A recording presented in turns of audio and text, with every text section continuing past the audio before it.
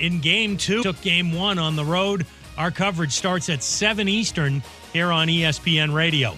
Also tonight, Game 1 for the Lakers and Warriors in the West semifinals in San Francisco. Golden State's Draymond Green. Stop trying to turn the page on us so fast. Stop trying to turn the page on Bron so fast. We get so caught up in what's the next thing that we don't appreciate the current. And then you get to the next thing and looking back like, man, I wish we still had that. I wish we could still see this. Draymond Green, the Warriors are the 6th seed in the West. The Lakers are the 7th seed, but they're both still playing. ESPN's Adam Schefter reports Packers quarterback Jordan Love will get a 1-year contract extension worth up to $22.5 million. This deal will replace the 5th-year option on Love's rookie contract. Michigan State corner Charles Brantley pulls his name out of the transfer portal. He's now expected to stay in East Lansing. Do you own or rent your home? Sure you do. Fortunately, Geico makes it easy to bundle your home and car insurance. It's a good thing, too, because having a home is hard work. Go to geico.com, get a quote, and see how much you could save. Geico.com. Easy. If you haven't take problems, I feel bad for you, son. Now, your chance to win $1,000. Just enter this nationwide keyword on our website, FUN. That's fun. Enter it now. Log on now to ESPNAVL.com. In the heart of Beer City, USA, 2 men, 1 journey to create a sports show unlike any other. Unfiltered, raw, and honest. One of them played a soccer goalie opposite Ben Stiller. The other once scored 6 points on Steph Curry. These guys know their shit. Let's go! Tank Spencer, Jeremy Greene, The Sportsocracy. Presented by Ingles Supermarkets. Low prices, love the savings.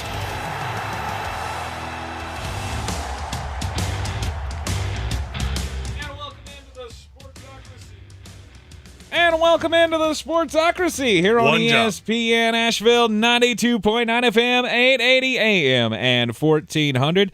The Sportsocracy heard everywhere on the iHeartRadio app, seen everywhere in the Ingles Studio on YouTube, where that's not good. Yeah, that's here's the thing, Tank. When you move everything out of the building, when it comes back in, you put the palest person in Buncombe County in front of it. Sometimes it goes cattywampus, okay? I'm trying. Sorry, that threw me off. I looked down at the YouTube feed, and I'm like, what is happening with my face right now? Tank looks like he went to the tanning bed. and it actually cooked him. Yeah, exactly. I look like I'm about to have a heart attack. Just that completely actually pink face. That has nothing to do with the camera, actually. That's just your face. Wow. All right. It is the Sportsocracy, and this is a Tuesday afternoon. Did everybody enjoy their Monday off? I did. I can tell you definitively I did. It was after the draft, which thank you to all you wonderful human beings that made the draft such an overwhelming success for us. I needed a nap. I literally, Sunday, I looked at Amy, I went, I hope you don't have much expectation of me.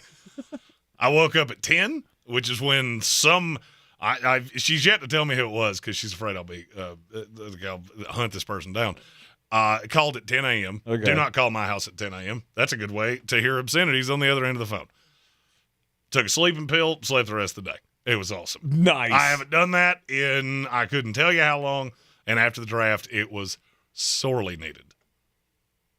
Indeed. It was a fun 3 days hanging out at the Village Porch, the football home of the Sportsocracy, 51 North Merriman Avenue. You're going to be seeing us at the Village Porch a lot more on the YouTube stream after this past 3 days, because that was an adventure, and I say that in only the best ways possible.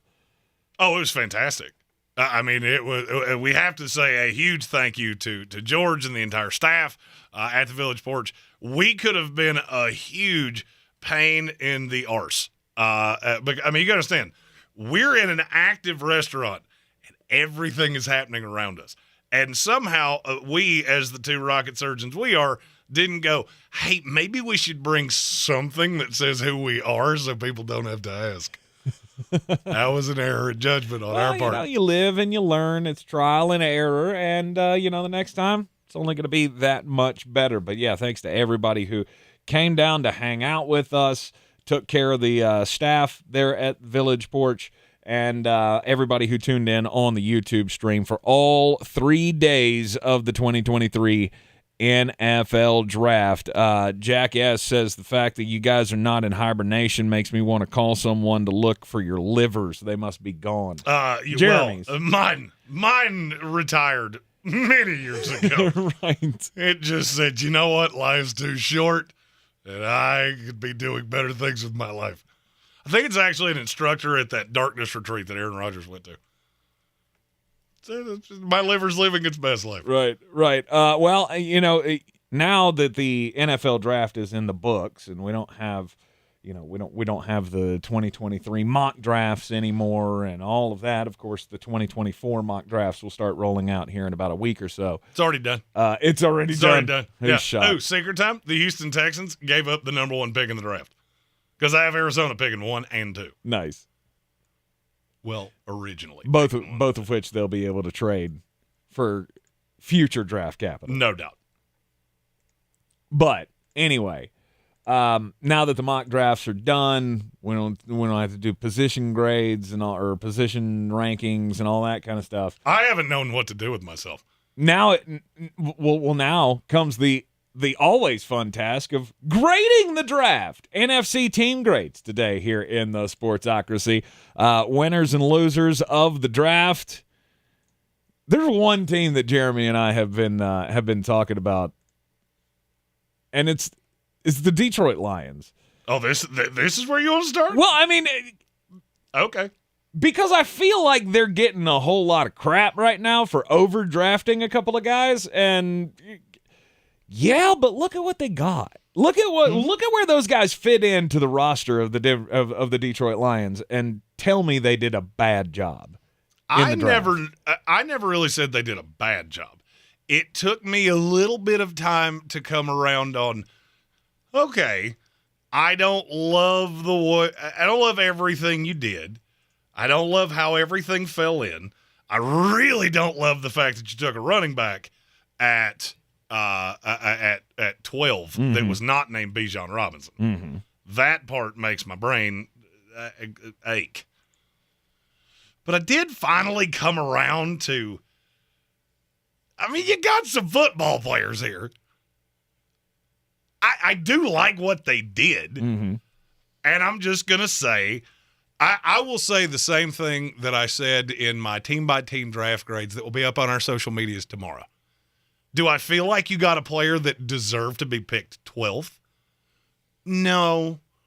But you got a guy at 18 that I really liked, right? Jack Campbell, right? And then you got 4 guys that belonged at 34. So at some point, the value evens itself out. See, that's where I've been. Like, I don't care what order you put them in. They got good value with the picks that they made. So to me, that's a very high draft grade. I don't dare give grades because Jeremy makes fun of me because I'm the guy that grades on a scale. Yeah, nobody gets below a C+ for Tank. So that's why I do those. How many of those did you have? C's? How many C- and belows did you have? 5. I had C that were, I had 2 C- and then I had 3 D's.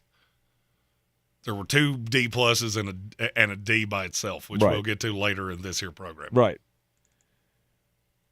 Now that the draft is in the books, you got to look at overall winners and losers.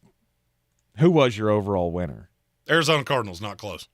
Arizona Cardinals were the winner of the draft. In our YouTube chat, Bill G, which is a new name, welcome in, asked if if Houston gave up so much because they were competing with the Lions for the number 3 pick. I think there was interest, and Arizona was bailing out no matter what. I do not think in a million years, no matter how much Daniel Jeremiah swears he knew that was coming, that anybody thought they would get that much. Mm-hmm. And then we're still able to go back and get the player that they wanted. So I feel like the overall winner would probably be Arizona. Then you get into a few more. I do like the players that Detroit got. Carolina got the franchise quarterback.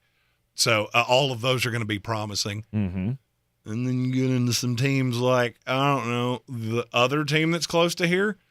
Not so much. The Atlanta Falcons. That's one of them. Not so much did I love what you decided to do. Right. That was a line I've never gotten to use in all the years I've done draft grades. It is really hard to have a grade this bad when you got the number one player in the class to me. And yet, here you are. This was one of the craziest drafts I've ever seen.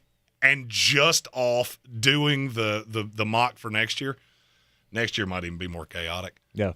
You have so many more higher-end players next year. Mm-hmm. You got 2 elite targets. You got 2 elite quarterbacks, 2 elite left tackles. So it could be more volatile. But there again, if you've got all of this top elite talent, then those picks are going to be worth more. Mm-hmm. And so you may see a lot of teams just staying put with the picks that they have. I mean, other than Arizona, because they're not going to need a quarterback, and they'll have the top 2 picks in the draft. And I don't know if we can say they're not going to need a quarterback, but they might not. They won't. Don't be so sure of that. How are they getting out from under Cali? We've said this about the salary cap 1,000 times. The numbers are made up, and the cap doesn't matter. So I'm just telling you, if the 2 that are coming out next year, don't just do something horrific. I'm not sure that there's a team that would pass them. That's going to be in that range. Okay. Including Arizona with Kyler Murray. Outside of the Carolina Panthers, I am not sure there's a team that could be in the top 10 that wouldn't take those guys if they fell in their lap. In Houston. I said what I said. Really? They don't have a pick that's going to be that high. Oh, that's true. That's true. Yeah, they had to give that up to get Will Anderson, because looking forward to giving their grade tomorrow because it's not good. It's not good? It's a no good, very bad grade. Wow. All right. You had a lot of teams do a lot of things, obviously, in this draft. Because you had some teams that didn't have any draft capital. Yeah, Miami. Yeah. Miami might as well have taken a vacation. 4 picks. 4 picks. That's like the second year in a row, too, isn't it? Well, it's what happens when you lose them for flirting with people that never actually show up in your building. Don't do crimes. Just don't do crimes. It feels very simple. Oh. What? No, I said it. I'm not quite used to being back here yet. I was like, usually when you make that noise, that means we got a super chat or something. We do. Trying to keep me on my toes. We do. I have a button that's not like directly in front of me. It was another of the great lovelies of being at the Village Porch. Do you need me to hit my button? Nope, I got it. I'm your huckleberry. That's from Soaring Eagle. He said, I know this is an AFC team, which we will be doing tomorrow, but a C- to the Chargers fans whining about taking Quentin Johnston over Zay Flowers. I'm not going to lie to you. I agree with you.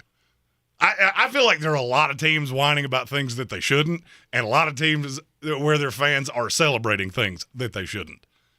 But that's what we're here for. Mm-hmm. And over the next 3 hours, we're going to go team by team. Obviously, we're Carolina affiliates, so you're going to get a nice little chunk after this here commercial break. Good thing is you picked Bryce Young, you got another pick in the second round, and then we'll be hearing from Carolina again over the course of the 3 days. Bob Brown, who made the trip up from Punta Gorda, Florida, to hang out with us for the draft, that was just dumbfounding to us. We knew it was coming, Mm-hmm. but it still was a shock that he even showed up at the front door. And we were so thankful and so glad to have him hanging out with us. Same thing with Sloan Jordan driving up from Charlotte and back in a night. Absolutely. And Bob Brown says, nobody cares where you were drafted in 2 to 3 weeks. I agree with that to a point. If you're good, nobody cares where you were drafted. If Jahmyr Gibbs comes out and falls on his face and can't average more than 1.6 yards per carry in the NFL for whatever reason, no one's going to let you forget that you took him at 12. Yep. No one. Hits, it doesn't matter where you were drafted. Exactly. Misses, it absolutely matters. Exactly. And you will never hear the end of it, mm-hmm. which is one of my fears. with a specific team that picked at number 15 and then just tried to ruin my day. Gonna repeat for 3 days. Look, nothing went to plan, as nothing ever goes to plan. If you're one of those people draft. that calls me a homer, just wait till you see what grade I gave my Jets. I'll give you a hint. It starts with the same letter that my favorite word in the English language starts with. You can infer what that means. Do what? Yeah. All right. Yeah. All right. Hashtag no homer. Yeah, I like here's it. the thing. I'm just going to tell you, it's not falafel. Don't know what word you think I'm talking about. It ain't that one. This is the Sportsocracy here on ESPN Asheville. Again, the draft was awesome on our end. The live coverage went swimmingly. Over 5,000 people watched over 5 minutes of our coverage. And that may not sound like big numbers to you when the NFL is talking about 55 million people watched it at some point. That is 3 times growth year over year. Yes. I mean, for us, this is like our Super Bowl. As we can look at everything for the year after the draft and go, hey, we're either getting better at this or more of you are being a friend and telling a friend, as our good friend Pat McAfee would say. Right. It was awesome. We thank everybody for their support throughout the process. And, of course, we will be letting you know next time we go on the road here in the Sportsocracy. This is ESPN Asheville, 92.9 FM, 880 AM and 1400. You're listening everywhere on the iHeartRadio app. We'll start with the draft grades in the NFC next. Keep your eye on the ball. At Ingles, we know that big dreams don't always make it to the big leagues. But we also know that baseball, it's family. It's about building character. And as sure as there'll be some stumbles on that journey from first to home, we'll be right there, cheering you on. This is baseball. And this is who we are. Ingles. We're with you every step of the way. Real estate isn't about properties, it's about people. I'm Clarissa Hyatt-Zach with eXp Realty, your native realtor serving all of Western North Carolina. I will work hard for you, and I believe in doing the right thing every time.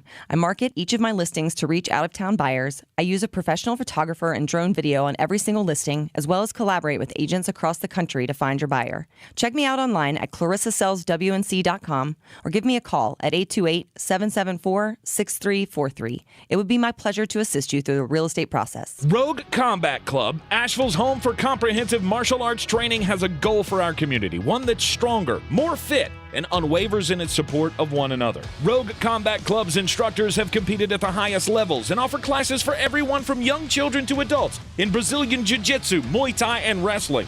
Rogue Combat Club classes can help you boost your self-confidence and self-defense skills while weeding out the egos and intimidation found at other gyms. Join today at roguecombatclub.com. DQ presents The Sound of Summer Calling. Hey, it's me, Summer. I know you're busy with Beach Days Little League games and all the other fun in the sun, but you gotta get to DQ ASAP Pronto right now. The new Summer Blizzard menu is here, and it brought 5 iconic summer flavors, like new peanut butter puppy chow and s'mores. Oh yeah, it's back. Oh, that's my other line. Everyone is pumped about this new DQ Summer Blizzard menu. I gotta go. See ya, DQ. Get it in the app. DQ. Happy tastes good. In my job, I never held back. I played hurt, and I pushed through the pain. Sound familiar? Football legend Emmitt Smith had a reputation for just grinding through the injuries and pain over and over. That may be you. And QC Kinetics sees patients every day who are exhausted from dealing with the persistent pain. A lot of you work physically demanding jobs. You stand, you climb, you bend down, you reach up, and if you have joint pain, it takes all you got to earn a living. But it's time you know about QC Kinetics. QC Kinetics, the leaders in regenerative treatments, help relieve that debilitating joint pain without surgeries or downtime. These are natural solutions that use your body's own healing properties to give you lasting relief from the soreness and achiness. You got a job to do. I get it. But now you don't have to suffer through the pain. Check out my friends over at QC Kinetics. Call QC Kinetics, 828-333-9517. That's 828-333-9517. 828-333-9517. Leroy 71's backed up. What's your 20? Over. Olivia needs more drivers for her trucking company to go the extra mile. Got 3 more stops to make. She wants to hitch a team to drive business forward. Lots of double nickels on the 169. You know what I'm over? This driver shortage. Indeed can help her hire great people fast. I need Indeed. Indeed, you do. We instantly connect you with quality candidates whose resumes on Indeed match your job description. Visit Indeed.com/credit and get $75 towards your first sponsored job. Terms and conditions apply. The Sportsocracy. Why are you smiling? Because I love football. And it is the Sportsocracy live on ESPN Asheville, back in the Ingles studio after our spot down at the Village Porch on Friday. I'm reasonably sure somebody's been sitting in my chair. I feel like my butt groove is just off, and I'm not a fan of this. We'll have to talk to Press Box about that, maybe. The Press Box is literally a third my size, so I don't think it was him. Well, he might have had a friend in the studio. We don't know. If he did, it was a larger individual. What are you, a cop? I can't get comfortable. Yes, after the NFL draft, it always comes back to the draft grade. Heard some folks talking on one of the national shows the other day about how ridiculous the draft grade is. But you can't really, it's like grading somebody before the test, before the semester even starts. So here's why I find that to be stupid. Because we all did the legwork on the guys going in. So we're affiliates of the Carolina Panthers. So allow me to use them as the example. Okay. My grade on Carolina was a very solid B+. Mm-hmm. Now, there are certain facets of that are not going to change. You gave up a lot to go get Bryce Young. Fact or fiction? Fact. You also gave up a lot to get the best quarterback in this draft. Not close. For me, it wasn't even in the stratosphere, really. I like the raw on Levis. I like the raw on Anthony Richardson. They both scare me to death. And I don't like the ceiling on C.J. Stroud. That part's not going to change. I like that you added a weapon in Jonathan Mingo, which was a guy I had told you over the course of the process that was starting to get first-round buzz. That part's not going to change. If they flame out, they flame out. There's no way for any of us to know that. That alters the grade. What the grade really speaks to is DJ Johnson. You overdrafted this guy. Period. I don't care if he turns into Dwight Freeney. You overdrafted him by a lot. Do you know how many pressures he had on a quarterback in his career? 7. 42 in 3 years. That is not good. But he runs good. Oh, this is one of those. We found the guy that's hyper athletic, and we freaked out and had to take him because everybody brought him in the building. That's not going to change. So for me, that's where draft grades go. Mm-hmm. What did you do with the capital that you had? Carolina, for me, is a solid B+. Okay. I love that you added the quarterback. I love that you gave him a weapon. I tried to tell all of you Mingo was going higher than you think because I didn't talk to many teams that didn't mention him at some point. Mm-hmm. And he is the perfect partner to Bryce Young. We talked about them taking a tight end. Obviously, they're comfortable with Hayden Hurst. What Jonathan Mingo does for Bryce Young is give him that outlet piece that with the ball in his hands is just evil. So it does kind of the same thing the tight end did. So I see the way of thinking. I will always give a better grade to that. Then you see that they add the guard, Chandler Zavala. You pair him back up with Ike Mekwonu. I like that. Mm-hmm. And you add Jamie Robinson, the safety out of Florida State, which to me was one of the better value picks in this class. Not a lot to not like there. Right. Not a lot of picks, but there's not much to not like. Do you agree? I fully agree. I love the fact that they made the move now to go get Bryce Young. When it happened, we were all kind of shocked. We were like, what's happening right now? Why Carolina gave up a lot to get up there? Yeah, but it was worth it, wasn't it? I mean, time will tell, I'm sure. Bryce Young comes in, becomes the franchise quarterback that you all want him to be. It was absolutely worth it. Mm-hmm. You go get the guy that you want. That's what you really forget. That's one of my favorite things to do is 3 years down the line after a trade like this, take the player that you got and then match up all of the picks that those guys wind up becoming. 9 times out of 10, you'll go, one of them got a star quarterback, and one of them got a lot of dudes that are still giving jerseys on Sundays. Right. But none of them are really impact guys. So who's the winner there? It's Carolina. I love this kid. I know a lot was made of how small he looked when he got off the plane in Charlotte. I don't care. I really don't. Can we not get past that? No, and don't ask me why. And now I love how everything that people have done with Kyler Murray for the last 3 years, they're recycling the joke with Bryce Young. Right. There's no creativity in it. It's, this guy's tiny. He's going to get broken in half. Oh, look, he's a little short feller. Yep, and he's the best quarterback in that division. After the offseason that they've had, after the draft that they had, I thought getting the weapon was really, really important. Obviously, losing DJ Moore in the trade with the Bears really hurt. You had to get a weapon. I think they got the best one they possibly could. I would agree. I would agree, and I think it bared itself out as we saw the receivers come off the board. We weren't as high on this class. The media was much higher on this class of receivers than people like me were, than people in front offices were. Mingo was one of the few exceptions to that rule. I feel like Cedric Tillman was one. There were a couple others. And so I will make this sweeping declaration now. Now, Panther fans, be really wary of what I'm getting ready to say because I hated DJ Moore when you drafted him. I feel like Jonathan Mingo will ultimately be the number one receiver that you lost in DJ Moore, and he fits better with Bryce Young than DJ Moore did. Okay.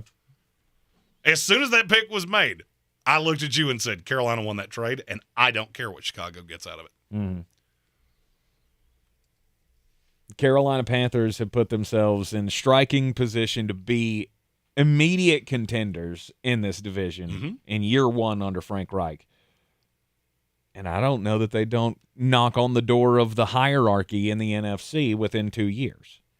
The thing that I'm looking at next year already, the schedule will be out in a little over a week. May 11th, I believe, is the day that we have narrowed in on. I'm not sure the NFC South is not the most interesting division in football because it's the one division that I look at and go, there is not a clear best team here. You could convince me of all of them except the one that's planning on starting Baker Mayfield. Panther fans, I get why you're saying it. Saints fans, I get why you're saying it. Atlanta Falcons fans, let's enjoy these last few minutes where you still like me. And I understand why you're saying it. That's going to be the best rushing team in the NFL. The defense is good. I see the path to all three of them winning this division, including Carolina. Yes. I didn't see that, and I have to admit when I was wrong, I didn't see that with Sam Darnold. I see it with Bryce Young. I see it with everything that's happened here with this coaching staff, with David Tepper figuring out you can't just go get a guy from college because he was a good coach there. You got to get the big boys in the room. And other than the fact that Frank Reich's face, something very odd is happening with that. Did we ever figure out why he had the big lines on the side of his face? It's just age. He's aging strange. It's just age. He's aging like the Joker, and I don't get it. If you like didn't see when him he was younger, he used to have dimples there, and now that he's gotten older, they just turned into like they exploded. slots. Yeah, and now it looks like you should be putting an old Super Nintendo cartridge in there. His face is kind of origami folded up on itself. I mean, look, if anybody can understand aging, it's me. I had somebody at the Village Porch tell me that I looked fantastic for 45, and I went, well, I do declare. How do I look for 35? Dead. Oh, yeah, that's bad. No. Oh, yeah, oh, boy. Please tell me that's not how old you are. That guy's been through some stuff. That dude right there has got some city miles on him. But no, if you're a Panther fan, there's a lot of reason to be excited. Yes. And this was stage one. And now we see what Bryce does.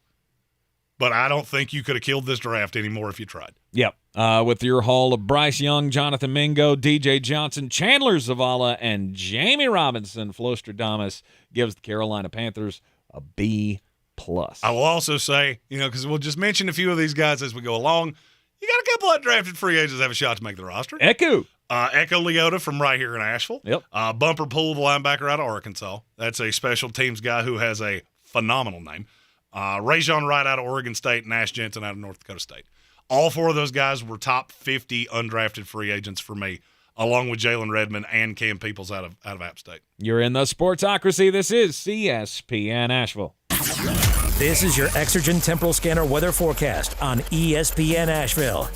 So far, May has been blustery with those strong winds out of the northwest. We'll continue with some wind advisories here into early tonight, especially in the higher elevations. Temps in the low 40s in the valley, 30s with height. So kind of a cold forecast into midweek. Partly cloudy Wednesday, high 59, low 38. And the 60s are back for Thursday, Friday, and the weekend. And so are the rain chances starting Friday. I'm meteorologist Scott Lauriamore. That's the latest Weather Channel forecast. This report is sponsored by GetRefunds.com. I'm Howard Mackler, founder of Innovation Refunds. If you own a business and still haven't applied for the payroll tax refund, we want to pay a licensed tax attorney to see if you're eligible to receive up to $26,000 per employee. Go to GetRefunds.com, GetRefunds.com. I'm Martin Hoke, the inventor of Navage Nasal Care, and I love Navage. I've told you about how your nose is the body's air filter, that Navage's powered suction will help flush out allergens, viruses, mucus, and germs, and that Navage will help you breathe better. But what do other people say about Navage? Like Haley, quote, "Navage is the best thing I bought. I love it. My nose feels so clear now and I can breathe. I've been struggling with a stuffy nose for weeks. I bought Navage and it's amazing." Or this one, "I use Navage every night, could not imagine life without it. I have 5 cats, and before I found Navage, I was a clogged mess. Now I breathe so much better," unquote. Those are 2 of over 100,000 online reviews praising Navage, the all-natural solution trusted by over 3 million people to help you breathe better, sleep deeper, snore less, and stay healthier without drugs. Navage is available at Walmart, CVS, Walgreens, Target, Rite Aid, and online. Navage, Navage, clean nose, healthy life. Listening to this station on your free iHeartRadio app could put $5,000 in your pocket. No way, are you kidding me? Open your app and search this station to be instantly qualified for the cash. Yay! Thank you so much. Download the free iHeartRadio app for all the music, radio, and podcasts you love. For more information about contests on the station, log on to ESPNAVL.com. Since man created roads, they've been looking for ways to get off-road and vehicles to take them there. That's where Outlaw Off-Road comes in. A premier off-road center for Jeeps, trucks, and SUVs with a complete lineup of off-road and overland services, including maintenance and repair to make your vehicle all that it can be. Check out their location right here in Western North Carolina at 85 Avery Creek Road. Call them today at 828-974-8480 or visit them on the web at theoutlawoffroad.com.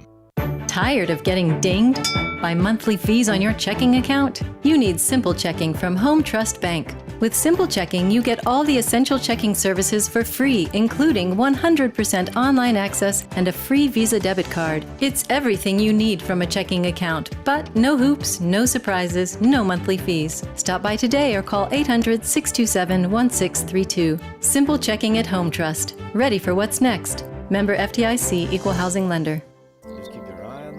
At Ingles, we know that big dreams don't always make it to the big leagues. But we also know that baseball, it's family. It's about building character. And as sure as there'll be some stumbles on that journey from first to home, we'll be right there, cheering you on. This is baseball, and this is who we are. Ingles, we're with you every step of the way.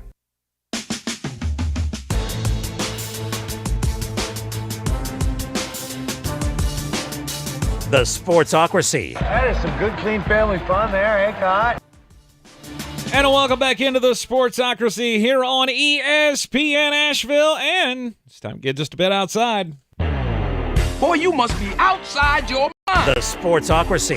Just a bit outside. He tried the corner and missed.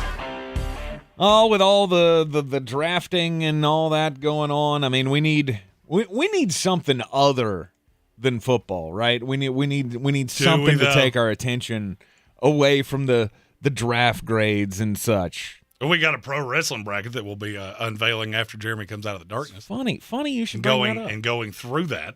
It'll be a fun time for the summer, had by all. It's odd that you bring that up because we might have the makings of a new WWE main event that could feature one guy who's actually not bad in the ring. So Jake Paul. Yeah, and another guy who almost killed people in the ring for a living. Mike Tyson wants to fight Jake Paul Logan Paul in the WWE. I'm Seacrest out. I'm out on all things Paul. Mike Tyson did an interview with Forbes recently, talking about the heels in professional wrestling and the reactions that they elicit. And Tyson said that heels are huge draws, noting how well he and Floyd Mayweather did in their respective careers. So he says he is one of the greatest heels of all time, and that there could be there could be an interesting spot between him and Logan Paul in the near future. Boxing. I don't even want to watch that. Come on, Mike. We've seen Mike involved in the WWE before, and did he ever sell you that he could carry a match? No. I have no interest in any of that. He's a celebrity spot star, not an actual WWE superstar. I could not imagine Mike Tyson trying to be billed as the pay-per-view headliner. Speaking of guys that aren't stars, I have been informed that there are at least 4 of you that have been watching the NBA playoffs. I've been wagering them, but adhering to a very staunch Jeremy Greene rule of wager the games, but don't watch them. There is a player for the Memphis Grizzlies that I value might be the most irritating person on the planet Earth, and his name is Dylan Brooks. Yes. You think you're an A, and you're really like a C- at best. And now the Memphis Grizzlies have basically told him that. According to the Athletics' Shams Charania, they will not be bringing him back next year. Quote, under any circumstances. Let me explain what that means. He's a free agent, so he's going into unrestricted free agency. So he got averaged 18-some-odd points a game last year. Went down to 14.5, 3.5, 2.5 this year. Didn't shoot nearly as well. Talked a lot. They wouldn't bring him back at the vet minimum because, and I quote, they're going in a different direction with their trash talk next year. Thank God. This was the most annoying team in all of sports. And I think Memphis, the ownership, the front office group is going, well, that was bad luck. This was not good. Dylan Brooks calls out LeBron James, calls him old, says he likes to poke bears, and then you get smoked like a honey ham. Yep. Good for you as the 2 seed. If you're going to talk, you have to be able to back it up. And then when you get shut up, you have to face the music. Absolutely. And none of them did, except John Morant. I'll give him credit. He went to the podium and went, let's have it. Dylan just ran, didn't he? Yeah. He didn't even talk to the media. I'm not going to talk about that. I'm not. Okay. So you got punched in the nose, and now you don't want to be a fake tough guy anymore. Mm-hmm. Cool. Yeah, I'm good. If I was an NBA front office, I wouldn't be talking to Dylan Brooks under any circumstances. None. Vet minimum. Don't care. I'll pass. I mean, how cancerous can one guy be? You just got smoked by a Lakers team that I'm not sure isn't going to get beaten 5 by the Warriors. So, unless Anthony Davis, gets his bruised eyebrow taken care of, because he's been great. And he loves to do that for about a week. And then, oh no, my shoelaces hurt. I'm down for a week. I feel like this should be the time to shine, right? One would think. This would be the time to shine when you get a couple of days off between every game. One would think. But somehow, Anthony Davis still finds a way not to play. Weird. It's the Sportsocracy. This is ESPN Asheville, and we continue with our NFC draft grades. Again, thanks to everybody who tuned in with us over the 3 days of the NFL draft here in the Sportsocracy. And genuinely, we cannot thank you enough. It was dumbfounding to us. Frankly, it was dumbfounding, I think, to the people of the Village Porch. They thought just a couple morons are going to show up and drink a copious amount of domestic lights, and they were right. Then we brought a whole bunch of people with us. That's right. The Arizona Cardinals. I mean, they made the big move at the top of the draft, wanting to get out of the 3 spot. Houston comes up and says, yeah, we'll take that 3rd. And so they gave up 12, and they gave up 1 next year, and some after that. And then Arizona makes the move back up to 6 with the Detroit Lions to get Paris Johnson. It's the guy that they could have drafted, the guy you had him drafted at 3. So the guy they would have drafted in the last mock draft. But instead, they were able to get the number 1 pick, possibly, from the Houston Texans next year. And for just based off what you just said, and look, I like Paris Johnson. I'm in aggressive like with him. Okay. I don't necessarily think he's got a floor that scares me a little bit.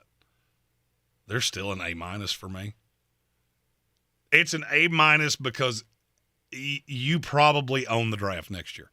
Mm-hmm. There is a better than 0 chance that the Arizona Cardinals are the first team in NFL history that ever has the 1 and 2 pick in a draft, and it might be the best draft we've had in the last 20 years. Right.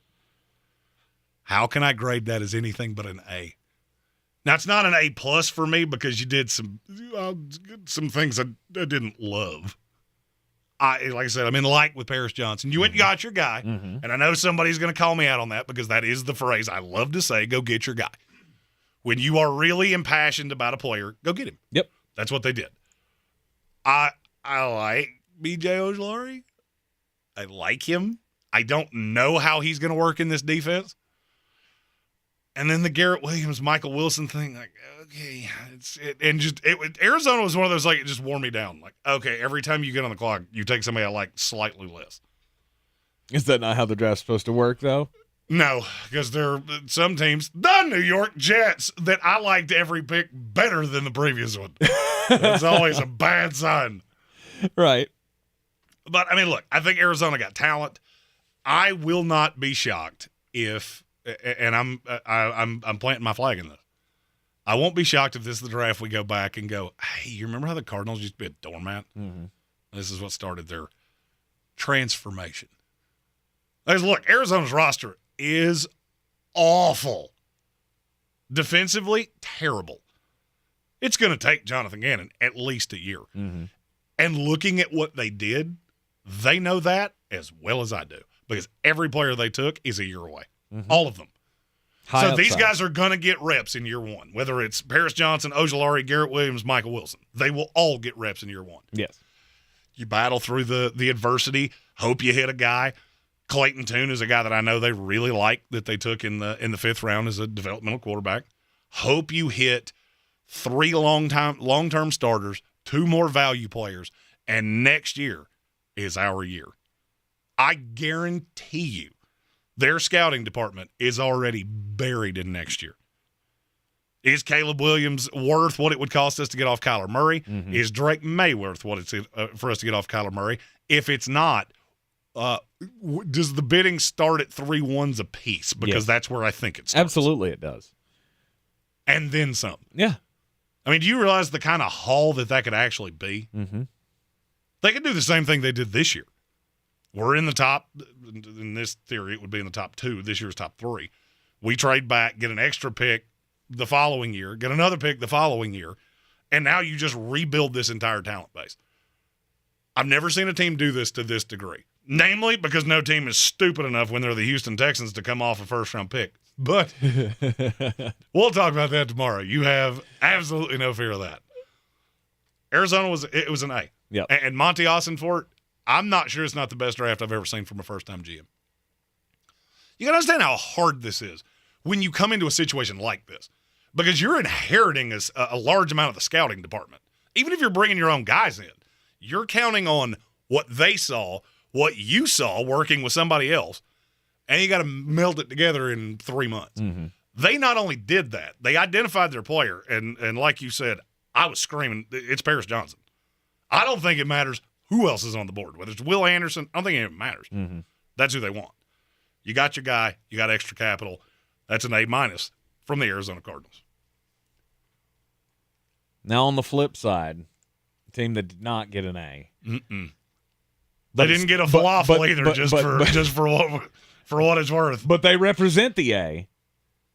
It's the Atlanta Falcons. You weren't wild about anything they did past 8.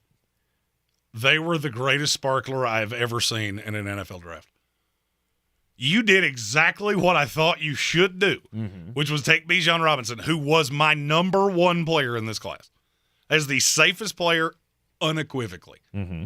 I think next year he is we will start a lot of fantasy football things also when Jeremy comes out of the darkness in June. I'm not sure Bijan Robinson's not a top 3 pick. That's how good I think this team's going to run the ball. It's everything you did from there that I go, could you run that by me just one more time? One more time. You're counting on Mac Hollins right now to be a receiver. So unless they hired Lou Holtz at some point and I missed it, I'm not really sure how you think you're going to throw the ball at all. Because this is going to be the definition of an old power eye, veer, option, no better way to play football than the University of the Navy. Lou Holtz offense. That's where this is going. Matthew Bergeron at 38. I told you there was first-round buzz on him. Yes. And what was my immediate line after that? But there I don't be. know why. Right. I couldn't explain to you why. You take him that high, then you take Zach Harrison, who's just super raw. One of these days I'll understand what teams have to see to figure out that just because a guy can run a 4.48 or something like that with Zach Harrison, doesn't mean they're any good at football. If they were, we would go to track meets to find our players. But we don't do that because most of these guys couldn't play a tree in a child's play. And Zach Harrison is another one of those. Just doesn't have any translatable skills to the NFL I never that saw you it. know. Okay. I never saw it. I absolutely never saw it. DNA Tooth Podcast said, Jeremy, you got to remember, Arthur Smith system, Bijan equals Derrick Henry, Drake London equals A.J. Brown. That's all he wants. And I get that. I am just confounded at you took 2 linemen with very few picks. Atlanta had a draft that I would have felt better if it belonged to the Buffalo Bills. I feel like Atlanta thinks they're further along than they are, and they're really going to quickly figure out that you can play this way. You better really hope that defense is good. And you better hope you don't get behind, because if Atlanta's 10 points down, the game's over. Live bet your house on it. They're not coming back from deficits like that because they can't throw. Mm-hmm. And with the amount that you've invested in Kyle Pitts and Drake London, that just doesn't make a lot of sense to me. So I'll read it verbatim off my write-up for the Falcons. It's hard to grade this poorly when you get my number 1 overall talent in the class, but the Falcons managed to do it. It's a C-, mm-hmm. which is basically if you get the number 1 player, you can't do worse than a C-. And I stared at it for a long time. So I thought about making it a duh. Bijan swings that. Bijan swings the draft class for me. But even with that, how long can you expect him to be? How long do you have out of this guy? Yeah, you got 5 years. And you got 5 years problem. until you have to pay him, and then we'll talk. I mean, if he ends up being Saquon Barkley level, then yeah, paying him's going to be a no-brainer. But in the meantime, you've made yourself competitive. You have steered completely into the skid of we are going to run the damn ball. Oh yeah, they're going to live by the Jeremy Greene philosophy. Absolutely, beyond a shadow of a doubt. Absolutely, and Bijan Robinson, and Tyler Algier, and Cordell Patterson, all those little gadget weapons that they have. They're not going to score 30 points a game, but that's not the plan. Soaring Eagle with another one of these. I'm your huckleberry. So you're just Seacrest out on the guy who averaged 5 yards a carry last year as a rookie. It's not that you're Seacrest out. You need multiple backs. Look, you got to understand, I'm reading the tea leaves here of what Arthur Smith's doing. This team's going to run the ball 40-plus times a game. Tyler Algier will still get his. Bijan will get his. Cordero Patterson will still get his. This team may set a record for fewest passing yards in an NFL season in the last 25 years. I have not seen a team that is just, we're out. We're not doing it. Right. And to do that with Kyle Pitts and Drake London is just, it's really hard for me to wrap my brain around. All right, so what was your draft grade for the Atlanta Falcons? C-. C-. And they were knocking on the door of a D. And I considered it. I couldn't do it with Bijan because I think he is that good. You are in the Sportsocracy. This is ESPN Asheville, 92.9 FM, 880 AM, and 1400. Yep, no, we were satisfying that NFL draft hangover. NFC draft grades today here in the program. We will be doing AFC draft grades tomorrow. No show on Thursday, no show on Friday of this week. So we got 2 days this week to put a pin in the NFL draft and then see where the sports world takes us. After that, we got the Sports Center update coming up in just a few. When we come back from the break, Jeremy will have his bangers of the night in the NBA playoffs. I believe real estate isn't about properties. It's about people. I'm Clarissa Hyatt-Zach with eXp Realty, serving all of Western North Carolina. Navigating the home buying and selling journey can feel overwhelming at times, and that's why having an agent who cares about you and your needs is key. I'm a native of Western North Carolina, and I close over a home a week. I'm an expert in the market, pricing my sellers correctly to net you the most money, and working as a skilled negotiator for my buyers. Please give me a call today at 828-774-6343 to set up a complimentary market analysis. If cleanliness is next to godliness, look around the car right now. Is that very godly? Look, life comes at you fast, but so does WBNC Auto Detailing. They have the tools to make your interior look like it's coming off the showroom floor. You don't believe me? Check them out on Instagram. All that filth and years of stains disappear. WBNC Auto Detailing does full interior and exterior details with paint correction, and they do wax and ceramic coatings. Call WBNC Auto Detailing at 455-3700. Premium care with a Southern hospitality touch. Two NBA insiders podcasting twice a week to plug you right into the NBA grapevine. All happening in only one place. This League Uncut, the new NBA podcast with me, Chris Haynes, and me, Mark Stein. Join us as we team up to expound on everything we're covering, hearing, and chasing. Listen to This League Uncut with Chris Haynes and Mark Stein on the iHeartRadio app or wherever you get your podcasts. Unlike other health concerns, mental illness is not always easy to see. Depression won't show up on an eye chart, and you can't measure it on your bathroom scale. Sorting out a mental health concern is not something to attempt on your own. You won't find a bipolar disorder by looking at a thermometer. Like many other health conditions, help for mental illness takes professional diagnosis and treatment. Anxiety won't just go away under a stick-on bandage. So the sooner you seek treatment, the better. If you or a loved one has a mental health concern, don't go it alone. Find out what to do. For 24-hour free and confidential information and treatment referral, call 1-800-662-HELP. Learn more at samhsa.gov/support. That's samhsa.gov/support.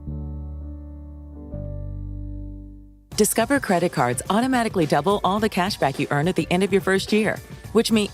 Wait, hold up. Question for the audio engineer. Go ahead. Did I read that right? Discover automatically doubles all your cash back? Yeah, that's what the script says. So if I get a Discover card right now, I can earn twice the cash back. Apparently. Wait! Unlimited first-year cash back match, only from Discover. See terms and learn more at discover.com/match. DQ presents The Sound of Summer Calling. Hey, it's me, Summer. I know you're busy with Beach Days Little League games and all the other fun in the sun, but you gotta get to DQ ASAP Pronto right now. The new Summer Blizzard menu is here, and it brought 5 iconic summer flavors, like new peanut butter puppy chow and s'mores. Oh yeah, it's back. Oh, that's my other line. Everyone is pumped about this new DQ Summer Blizzard menu. I gotta go. See ya, DQ. Get it in the app. DQ. Happy tastes good. Coffee's the closers only. Get them the money. Then when you get the money, you get the power. That watch costs more than your car. Then when you get the power, then you get the woman. Woo! After a whirlwind weekend, 15 hours of live NFL draft coverage, I'm back. I'm rested, and I hope to be better than ever as we really dive into the second round of the NBA playoffs. This is Greene on Greene, brought to you by Ingles Markets. Low prices, love the savings. The Miami Heat are a 6.5-point dog tonight at the New York Knicks, over under 206.5. You want to know why it's so unbelievably hard to wager on the NBA? This game is the definition of why. If Hemi, yeah, that's his name now, Butler is able to go tonight, this number is absurd, and you should be heaping money on the Heat. If he's not, or he's really limited, the same thing applies to the Knicks. I can't with a clear conscience tell you to go hard in the paint. See what I did there? With either one of these sides. I can, however, tell you what I know to be true. Butler received treatment on his injured ankle this morning. It's not as severe as once thought to be, and I don't think anything short of kryptonite is going to keep him out of this game. That being said, the side of this I really want is the under. I believe you're going to see Butler and Knicks forward Julius Randle tonight, and that means we're going to see the stereotypical, is there even air in the basketball offense at a snail's pace we're used to with both of these teams. The Knicks have hit the under in every game of these playoffs, and it's really pretty simple. As long as there's any uncertainty as to who will play, Vegas can't lower this number enough for the fear of liability on the other side. I'm taking the Heat plus the 6.5. If you want to mitigate your risk, just take the Knicks as an outright winner because there's no shot they leave MSG down 2-0 tonight and absolutely hammer the under 206.5. Finally, the Los Angeles Lakers are a 4.5-point dog at the Golden State Warriors. Over-under is 227. This is the definition of a narrative game. The Golden State Warriors are on 1 day's rest coming out of their emotional roller coaster series with the Sacramento Kings, and Anthony Davis is still upright for the time being. Davis has always been a problem for the Warriors, and I think he will be in this series as well, as long as we can keep the dreaded bruised eyebrow or ingrown toenail from sidelining him for the next 2 weeks. The Warriors have been a juggernaut at home. The Lakers know that, and know that they will have to win a game in the Bay, at least one, to win this series.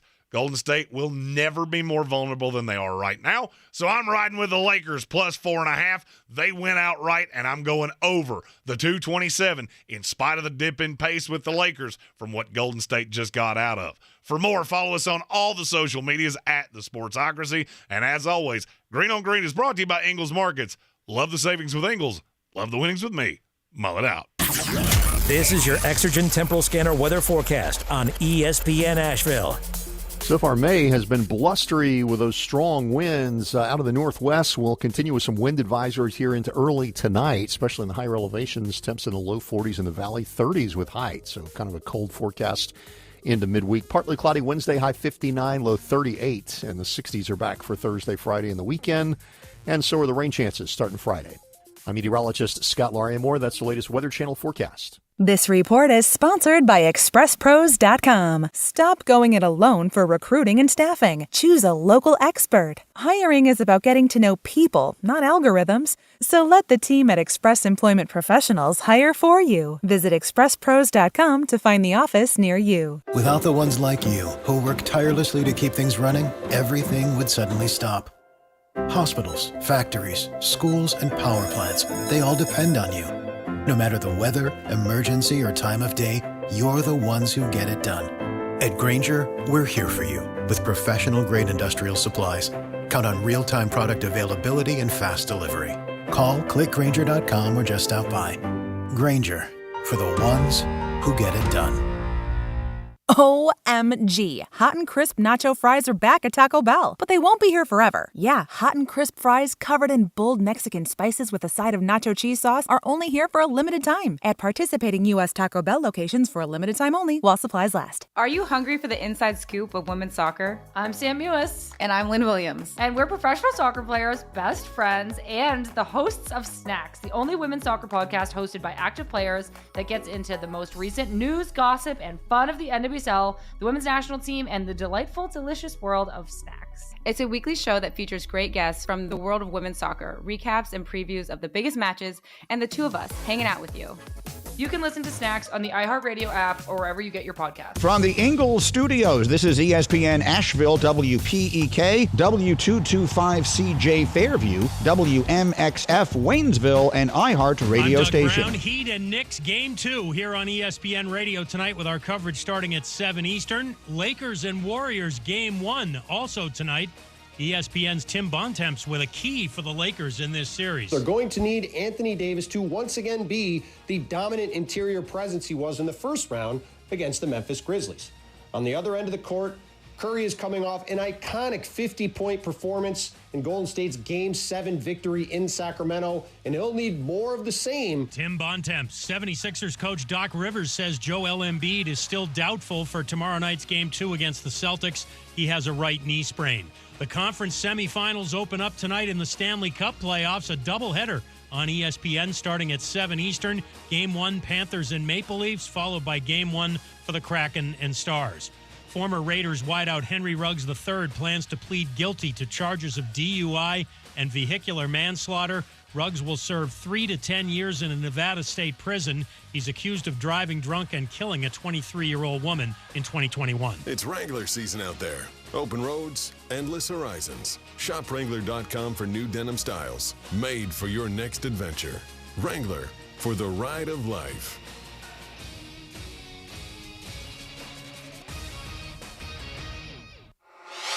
Now, your chance to win $1,000. Just enter this nationwide keyword on our website, GRAND. That's GRAND. Enter it now. Log on now to ESPNAVL.com. He's a degenerate gambler. You are a smelly pirate hooker. And he's cheaper than oxygen. He's useless. But somehow, they make it work. Jeremy Greene, Tank Spencer. There's no holding back in the Sportsocracy, presented by Ingles Supermarkets. Welcome back into the Sportsocracy. This is ESPN Asheville 92.9 FM, 880 AM and 1400. The Sportsocracy heard everywhere on the iHeartRadio app.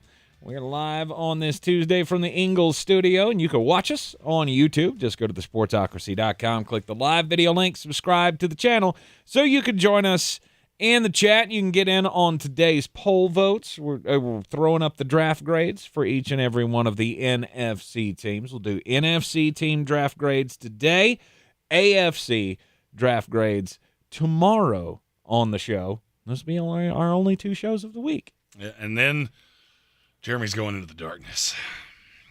And take my own Aaron Rodgers darkness retreat. I love how open-ended I have been about that. You got some tea brewing? What are you, a cop? No, sir. I've had more people ask me what that means, and the more you ask, the less likely I am to tell you. 'Cause that's how I roll. Most likely it's going to be me and my underoos sitting in my living room just going, man, it feels good to not have anything to do for 4 days. All right, let's talk about the team that had the number 1 pick in the NFL draft and then traded it to the Carolina Panthers. And the Panthers, they did pretty well with their draft haul with Bryce Young at number 1.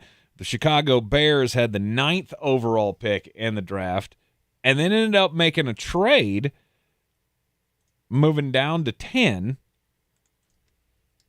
and then taking Darnell Wright, the tackle out of Tennessee. Mm-hmm. Was another one that I had. I do like that we're starting with all the ones I got right. I like what Chicago did. How much? Quite a bit, honestly. Really? You mix in the capital they got next year with what they did this year. They're very fluid in next year's draft. I mean, you know how I felt about Darnell Wright. Mm-hmm. I felt like offensive line was a huge need for them. I just didn't really know how to do it. Then I looked at how that would look with Wright on the outside. From everything I'm hearing, they're going to move Tevin Jenkins into guard, and Cody Whitehair is going to play center.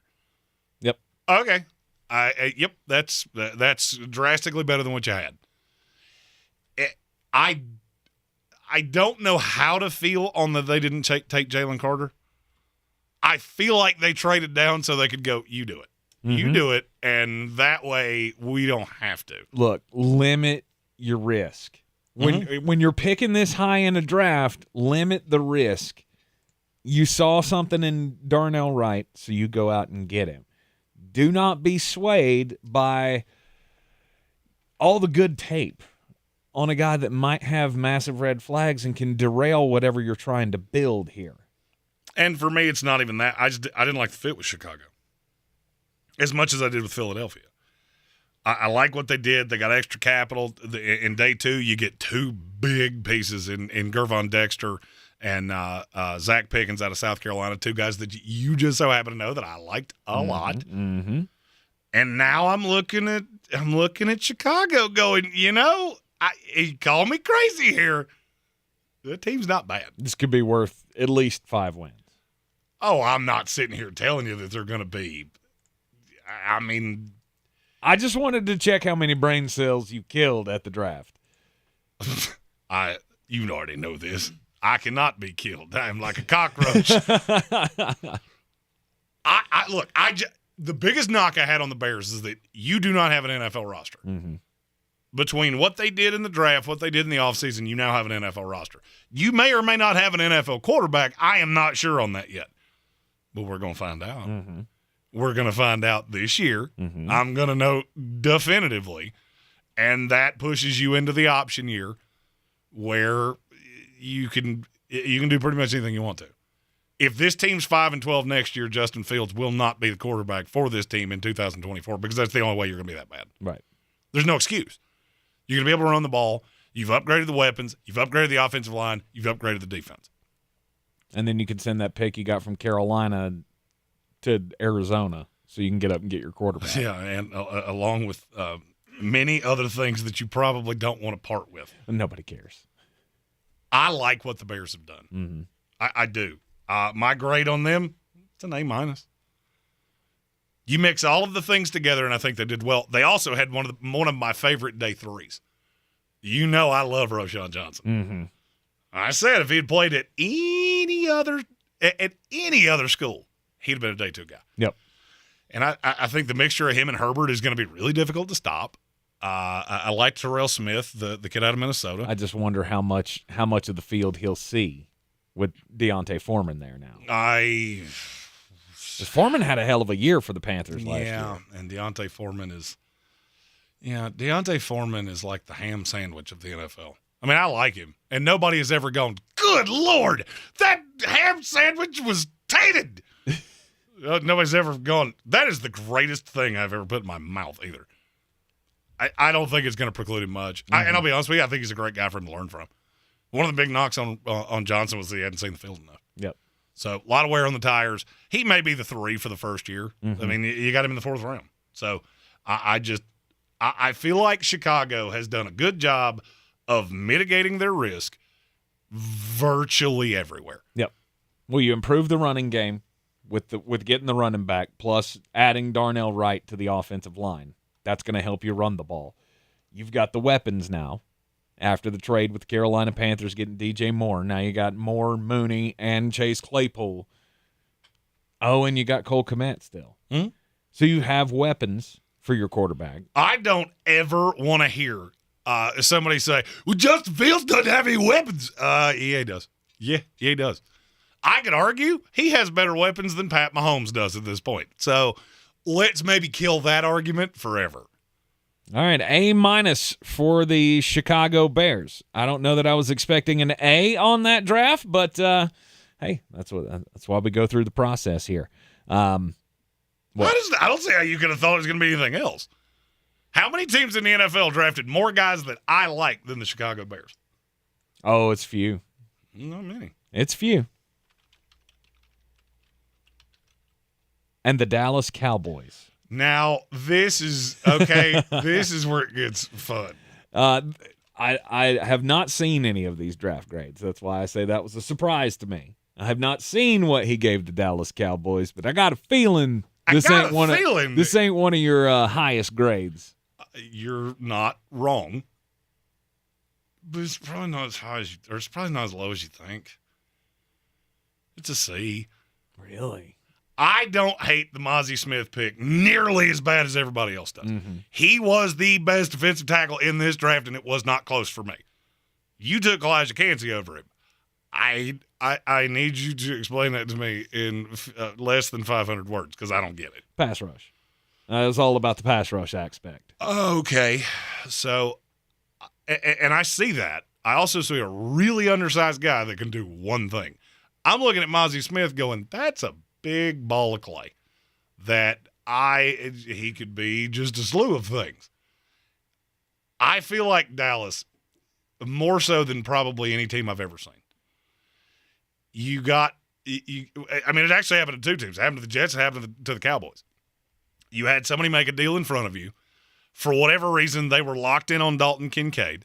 Buffalo trades up to get him, and they looked around and went, what do we do now? Panic! Eat and Sleep Football said their decision came down to Mozzie Smith and Matthew Bergeron. Mm-hmm. Well, you got that choice right. Because you'd have been into a falafel if you'd taken. I was going to say, would that have been a double F grade? Yep. That would have been a bad. The thing I don't understand is why did you not take Michael Mayer? I cannot for the life of me understand that. Because you went and took him off Wish in the second round. It's one thing if you don't think tight end's a need. I'm going to tell you you're delusional. But you took Luke Schoonemaker in the second round. I don't know who had a second round grade on him. That person is actively intoxicated. Now, the way I got to a C is that I flipped DeMarvion Overshown and Luke Schoonemaker in my head. If you'd taken Overshown in the second round, Schoonemaker in the third, I wouldn't be hating on this nearly as much. And then it was just a lot of. And of course, it was a great moment when Deuce Vaughn got drafted. Oh, no doubt.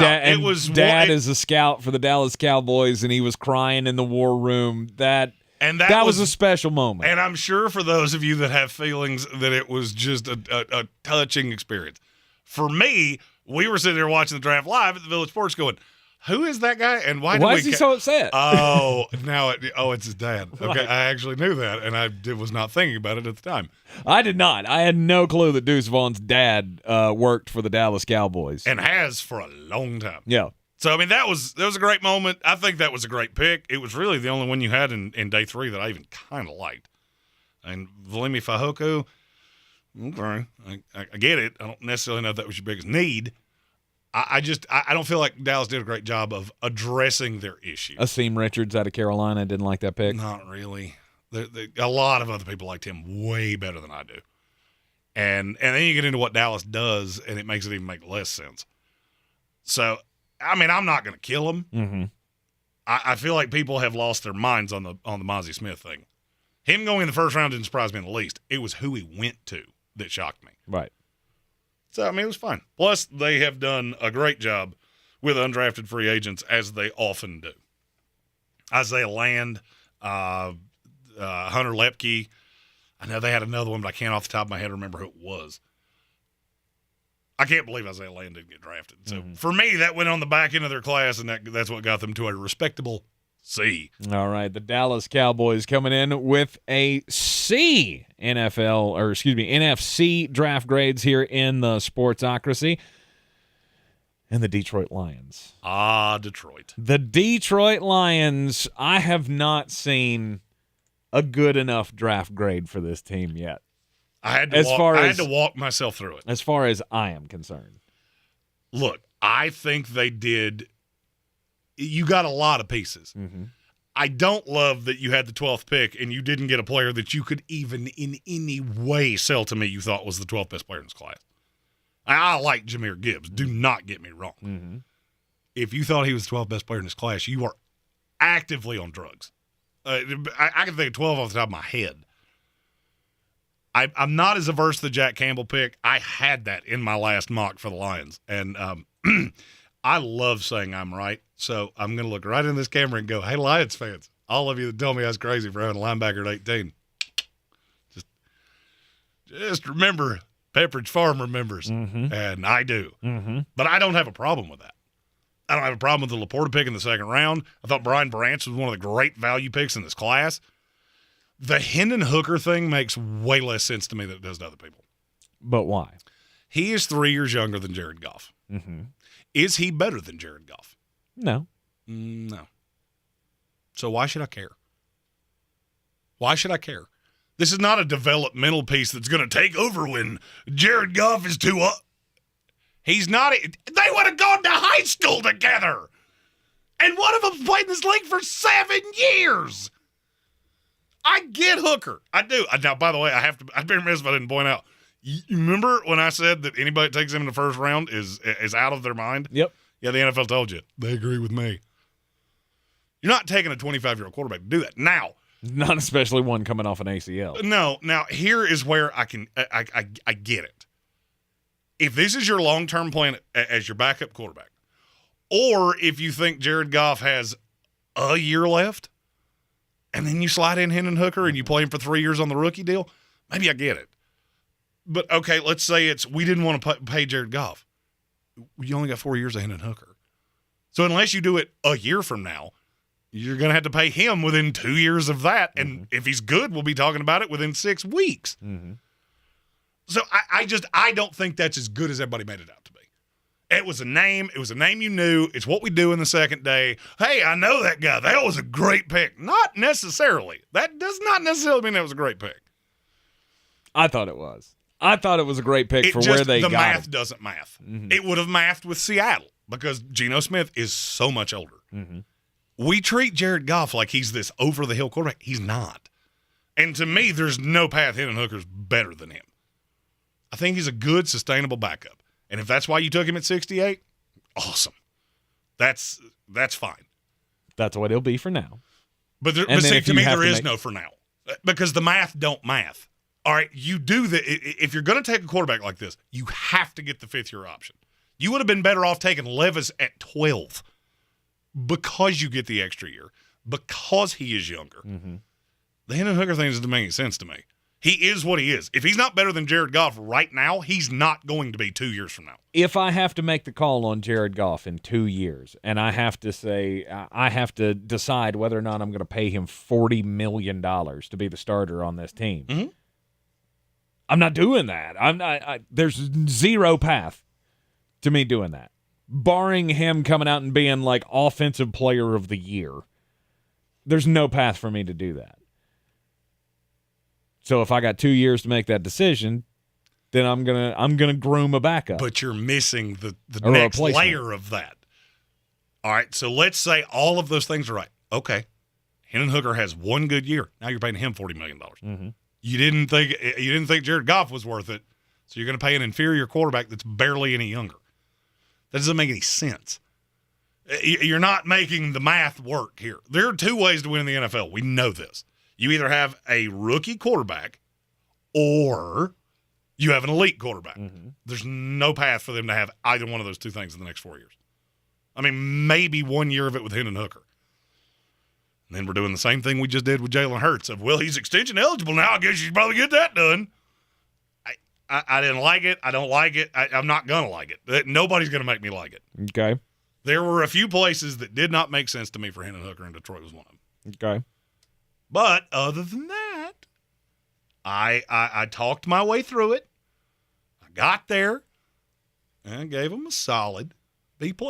Because they did add 5 talented players. The Broderick Martin pick in the third round, don't get me started on that. Okay, I thought teams were bringing him in to be a priority undrafted free agent, and then Detroit, no, we need him now. You don't get how this process works, do you? They were also the first team to take a player that I went, yep, I don't know who that is. Colby Sorsdahl. That was not watching a lot of Tribe tape there, are you? William and Mary. It was one of those that I went, all right, I had 800 prospects to keep this from happening. Colby Sorsdahl wasn't one of them. We only had 12 of those over the entire draft, and he was the first. I felt like, to me, this was a territory draft because I can't give you that taking a running back at 12. I looked at the Detroit Lions, and I went, they said, to hell with the prognostications, to hell with the mock drafts. We like who we like. And that's fine. It would have been ridiculous at 6 for us to draft Jahmyr Gibbs. Maybe that was the plan all along. Maybe, this was draft day styled. Dan Campbell had the slip of paper in his pocket that said Jahmyr Gibbs no matter what. Well, you traded down, and you got a guy. You got the oft-hurt running back out of your building, trading DeAndre Swift, replacing him with Jahmyr Gibbs. I thought that was a great move. And then every pick that they got from the first round, from the first round to the third round, every one of them had first-round buzz at some point. There was good value. I have no problem there. Robert Weed in our YouTube comment said, when you're a contender, you need a good backup to win some games for you if injuries happen. If that's what you're thinking, I have no problem with that. That's exactly what I mean. Mm-hmm. If you think this is hey, look, we've got a young quarterback now. You've got a young quarterback that probably would have been given rides or would have been taking rides from Jared Goff because they went to the same high school together. So that math don't math. But what he said makes total sense. We also had one more of these. I'm your huckleberry. From Soaring Eagle, and this adds to something that I actually wanted to say in this. Said, I've seen reports the Lions would have been comfortable taking Gibbs at 6. Oh, wait, you were actually being serious. So I have it on really good authority. They took him at 12 because the Jets were going to take him at 15. Mm-hmm. Now, you can look at this as a glass half full or a glass half empty. The glass half full is that the Jets didn't get the opportunity to do that at 15 because I'm not sure that my beaten and battered heart could have taken that. That's the half full. The half empty is I would have had a meltdown that made Brian Haynes with Kadarius Toney look like Princess Peach in the Mario movie. I'm just telling the information as I have it. So the Lions weren't the only team that liked him that much. I don't see it. I do not see it. I think he has a great role, and I think he's a great pass catcher. So he definitely adds something. But to me, you really had that in DeAndre Swift. I know he's hurt all the time. I get it. I didn't see the value of 12. But they still got a B+, and I'm a much harsher grader than he is. So it's not, I'm really picking nits here because I didn't like your first pick. I liked the rest of a lot of it. This is the Sportsocracy, and you're listening on ESPN Asheville. More NFC draft grades coming up next. This is your time saver traffic on the new ESPN Asheville. Interstates are moving problem-free on the Captain Jeff Bowen Bridge. Traffic volume is busy but moving well. Smoky Park Highway north and southbound approaching Sand Hill Road is slow. Near Inca Village, Sardis Road moving from Sand Hill Road to Bavard Road is very slow. Near Avery Creek, Bavard Road north and southbound near Long Shoals Road is slow. Sweeten Creek Road north and southbound approaching Mills Gap Road slow. Hendersonville Road southbound slow between Blue Ridge Parkway and Overlook Road. I'm Lyndon Fuel with your Time Saver Traffic. This report is sponsored by Taco Bell. OMG. Hot and crisp nacho fries are back at Taco Bell, but they won't be here forever. Yeah, hot and crisp fries covered in bold Mexican spices with a side of nacho cheese sauce are only here for a limited time at participating U.S. Taco Bell locations for a limited time only while supplies last. In this week's Marketers Report, we hear about the importance of local radio from Allison Griffin, head of marketing at State Farm. iHeart has such a broad broadcast reach that is local, and for us to be able to touch customers with a local feel but at a national scale is so efficient and important for us. As the #1 audio company, iHeartMedia gives marketers access to the audiences, trusted influencers, and data you need to grow. If you're a marketer, go to iHeartResults.com. Listening to this station on your free iHeartRadio app could put $5,000 in your pocket. No way, are you kidding me? Open your app and search this station to be instantly qualified for the cash. Yay! Thank you so much. Download the free iHeartRadio app for all the music, radio, and podcasts you love. The Biltmore Kiwanis Classic races are back. Sunday, May 21st. It's a 15K and a 5K at the beautiful Biltmore Estate. Participants will enjoy a beautiful run on the grounds of the estate, plus a race t-shirt, finisher medal, entry to the estate for the morning, commemorative race bib, and a whole lot of fun. All proceeds of the race benefit the Kiwanis Club of Asheville. For more information and to get signed up, go to BiltmoreKiwanisClassic.com. BiltmoreKiwanisClassic.com. Proudly sponsored by iHeartMedia Asheville.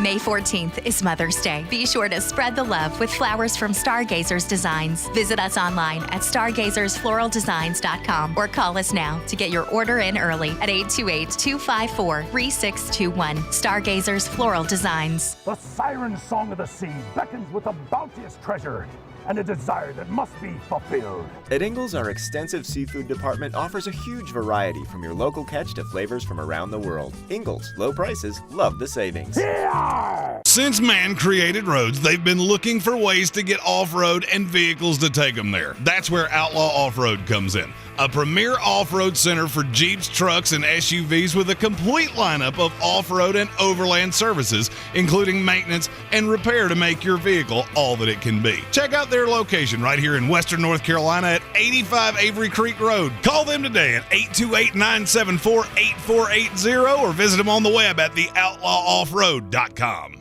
I believe real estate isn't about properties. It's about people. I'm Clarissa Hyatt-Zach with eXp Realty, serving all of Western North Carolina. Navigating the home buying and selling journey can feel overwhelming at times, and that's why having an agent who cares about you and your needs is key. I'm a native of Western North Carolina, and I close over a home a week. I'm an expert in the market, pricing my sellers correctly to net you the most money, and working as a skilled negotiator for my buyers. Please give me a call today at 828-774-6343 to set up a complimentary market analysis. On the weird scale, there's Vegas, there's Florida, and there's Asheville. Let's get weird, Asheville. Welcome back into the Sportsocracy on ESPN Asheville. Time to get weird, and nothing weirder and sadly more normal than stupid criminals. Stupid criminals are always fun, and we're going to give you a double dose of crime stories today, or at least I will, because this story comes to us from New Braunfels, Texas, where there are 4 people now facing some serious charges after, well, they tried to steal things from a Dick's Sporting Goods over the weekend. 3 p.m. on Saturday, a male and a female suspect stole items from the store, got into a blue Toyota Corolla with another male and a female inside that had been waiting in the parking lot. Officers responding to the scene were able to track the vehicle, but when officers tried to pull the vehicle over, the driver refused to stop and instead led police on a chase. Well, eventually the chase comes to an end. The 4 suspects were arrested, and an 8-month-old was found in a car seat inside the vehicle. She was unharmed, was taken to a local hospital as a precaution after police found drugs and drug paraphernalia hidden in her car seat. Oh, no. Don't do crimes. And especially don't try to blame it on the baby. I don't think they were trying to blame it on the baby. I think they were trying to hide it. Oh, no. These people 100% went, nope, those are her drugs. Those are not my drugs. Those are her drugs. Arrest her. It's her fault. So my story, if you're watching us on the YouTubes, it comes with a visual aid. So I'm going to throw this up on the camera, or I'm going to throw this up on the screen right now, and then I'm going to tell you what this is. All right, the image you're seeing is a shirtless man on Zoom with the "I'm just a Bill" from Schoolhouse Rock behind him. Now, you might be thinking, is that Bill Buttigieg? No, that is not Bill Buttigieg. That you might be thinking it's a crazy person. You might be thinking it was somebody that was maybe being arraigned in a Zoom court, and you would all be incorrect. That is a Minnesota senator. His name is Calvin Barr of East Bethel, Minnesota, and they were having a Zoom meeting for their votes and their legislative commission meeting. Well, apparently Mr. Barr is a truck driver, and he had worked until 4:45 a.m., and he decided he was going to hop on the Zoom call. It's the way he was. What he didn't understand is that what people are seeing is what he is seeing in his camera. They can see you. So the picture I am showing here on the YouTubes is it's it goes less ways than Mr. Barr did on the Zoom. I don't really there for me. There's a lot of things to unpack here. First of all, the I'm just a bill. That would be bad enough that you're voting in an actual political proceeding and you have a cartoon behind you. The fact you're laying in your bed looking like you just slept one off. Is this what our government has become? I mean, I'm aware that the 9 scariest words in the English language to me are I'm from the government and I'm here to help. That's our government. That guy signed stuff that people have to do. That's the purest form of government right there, though. By the people, for the people. These are our people. These are the people that we're entrusting and you know with what? the important decisions. And you know what? I totally get that. If you put a Zoom in my bedroom, you would get a very similar look every day. I don't decide to do the show that way. We do a sports talk show, and I've never gone, you know what? We're just going full shirts off today. That's what the people want to see. And at no point did anybody go, hey, you want to put a shirt on? Because, look. Because I'm seeing way too much of you, Calvin. Indeed. Like, I can't even stand people that do that around their own family, much less going on a Zoom call. What, going shirtless? Yeah. It irritates me. Like, my ex-brother-in-law, we were having Easter dinner at their house. Yeah, at his house. And I get it. It's your house, king of the castle, whatever. My mother is sitting at this table. Put a shirt on. It's Easter. No. Jesus wants you to cover them nipsies. Hold on. Teacher, I have a question. He sat at the table that way? Yes. Aha. Yes. Aha. And you know, I tried to drop some hints like, hey, we're going to eat soon. Might want to, get ready. I'm ready to eat whenever you are. Okay, buddy. Let's see where this goes. There it is. And sure enough, full shirtless and just everywhere. He's everywhere. Ginormous, hairy person. Do not do that at Easter dinner. I have Brian Haynes in my head for some reason. Like that's worse. Oh my. 100 pounds more. Oh my. Yeah. Oh my. Yeah. Not the best of Easters. What? I can imagine. Frankly, I think it's my worst Easter, and I wasn't there. Right. And this is just a reminder. You know, we've gotten out of the Rona times. However you feel about all that, we've clung to the Zoom, and I have to say this, and this is to anybody that does Zooms, because I do a lot of them, which is really annoying to me. I can see you. Just because you're in your home does not mean that I can't see you. I love the hardworking people of America, but some self-awareness is needed. Just put a shirt on. And he's a great man doing a great thing, serving his community. Stepped up to run probably when no one else would. I think I'm going to do that. I still think that's a special recall election. I think you showed up at a Zoom call in a legislative meeting with no shirt on. I think I'm going to run for a political office here in Asheville, and I'm going to show up to every one of my campaign rallies dressed like Hulk Hogan with I'm a Real American playing in the background, my mullet blowing in the breeze, and a bald eagle just lands on my arm. And I just break open 2 Miller Lights. I said what I said. And drink them both at the same time. Stone Cold Steve Austin style. That's politics. This is the Sportsocracy on ESPN Asheville, and that was all really weird. And coming up next, we'll get into more of the NFC draft grades after a phenomenal 3 days of coverage here in the Sportsocracy. Again, thank everybody who tuned in, everybody who came out to hang out with us at 51 North Merriman Avenue, the Village Porch, the football home of the Sportsocracy. Draft grades continue next.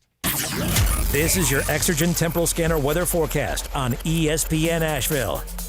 So far, May has been blustery with those strong winds out of the northwest. We'll continue with some wind advisories here into early tonight, especially in the higher elevations. Temps in the low 40s in the valley, 30s with height. So kind of a cold forecast into midweek. Partly cloudy Wednesday, high 59, low 38. And the 60s are back for Thursday, Friday, and the weekend. And so are the rain chances starting Friday. I'm meteorologist Scott Larimore. That's the latest Weather Channel forecast.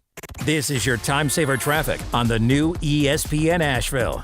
Traffic is slow 26 eastbound between the French Broad River and the Blue Ridge Parkway. Captain Jeff Bowen Bridge, traffic volume is busy and moving well. Near Inca Village, Sardis Road, moving from Sand Hill Road to Pond Road is slow. Hendersonville Road southbound is slow between the Blue Ridge Parkway and Overlook Road. Sweeten Creek Road southbound slow between the Blue Ridge Parkway and Mills Gap Road. Checking the drive time from downtown Asheville to Asheville Regional Airport via 240 westbound and 26 eastbound. Drive time 21 minutes.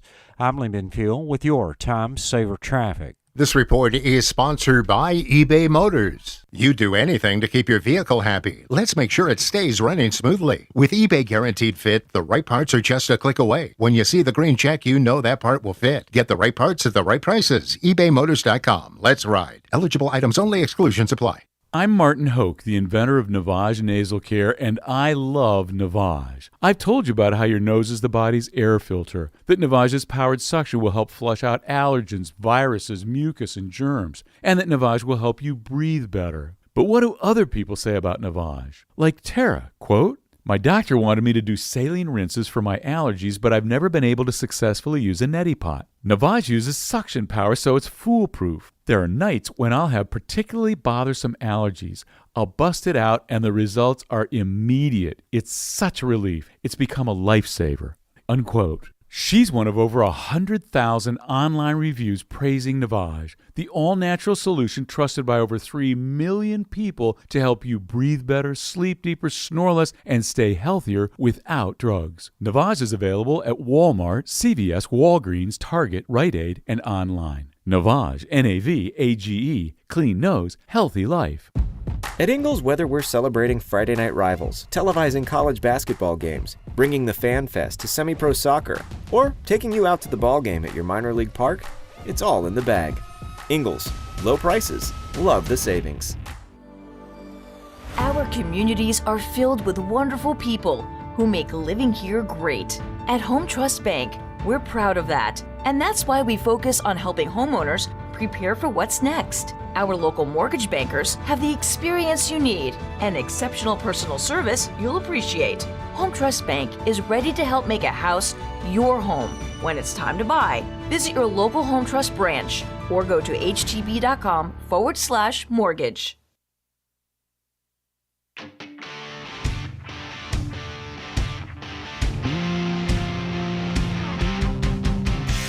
And welcome back into the Sportsocracy on ESPN Asheville. Sportsocracy, always bringing you the best of Draftmas season, and we got to unwrap our presents. Oh, it was so good. Over 3 days. It was the best Draftmas ever.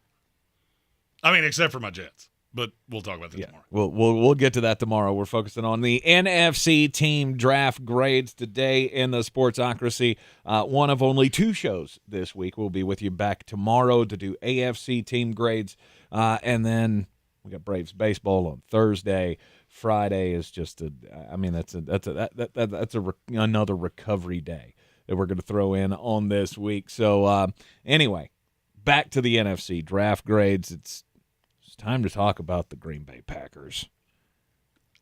Go ahead. I looked at this class that they put together and I went, I don't know what you did, but I don't like it. And why do you know? I mean, you and I couldn't disagree. We got to the same resolution in completely different ways. I've never been wild about Lucas Van Ness. He's a good pass rusher.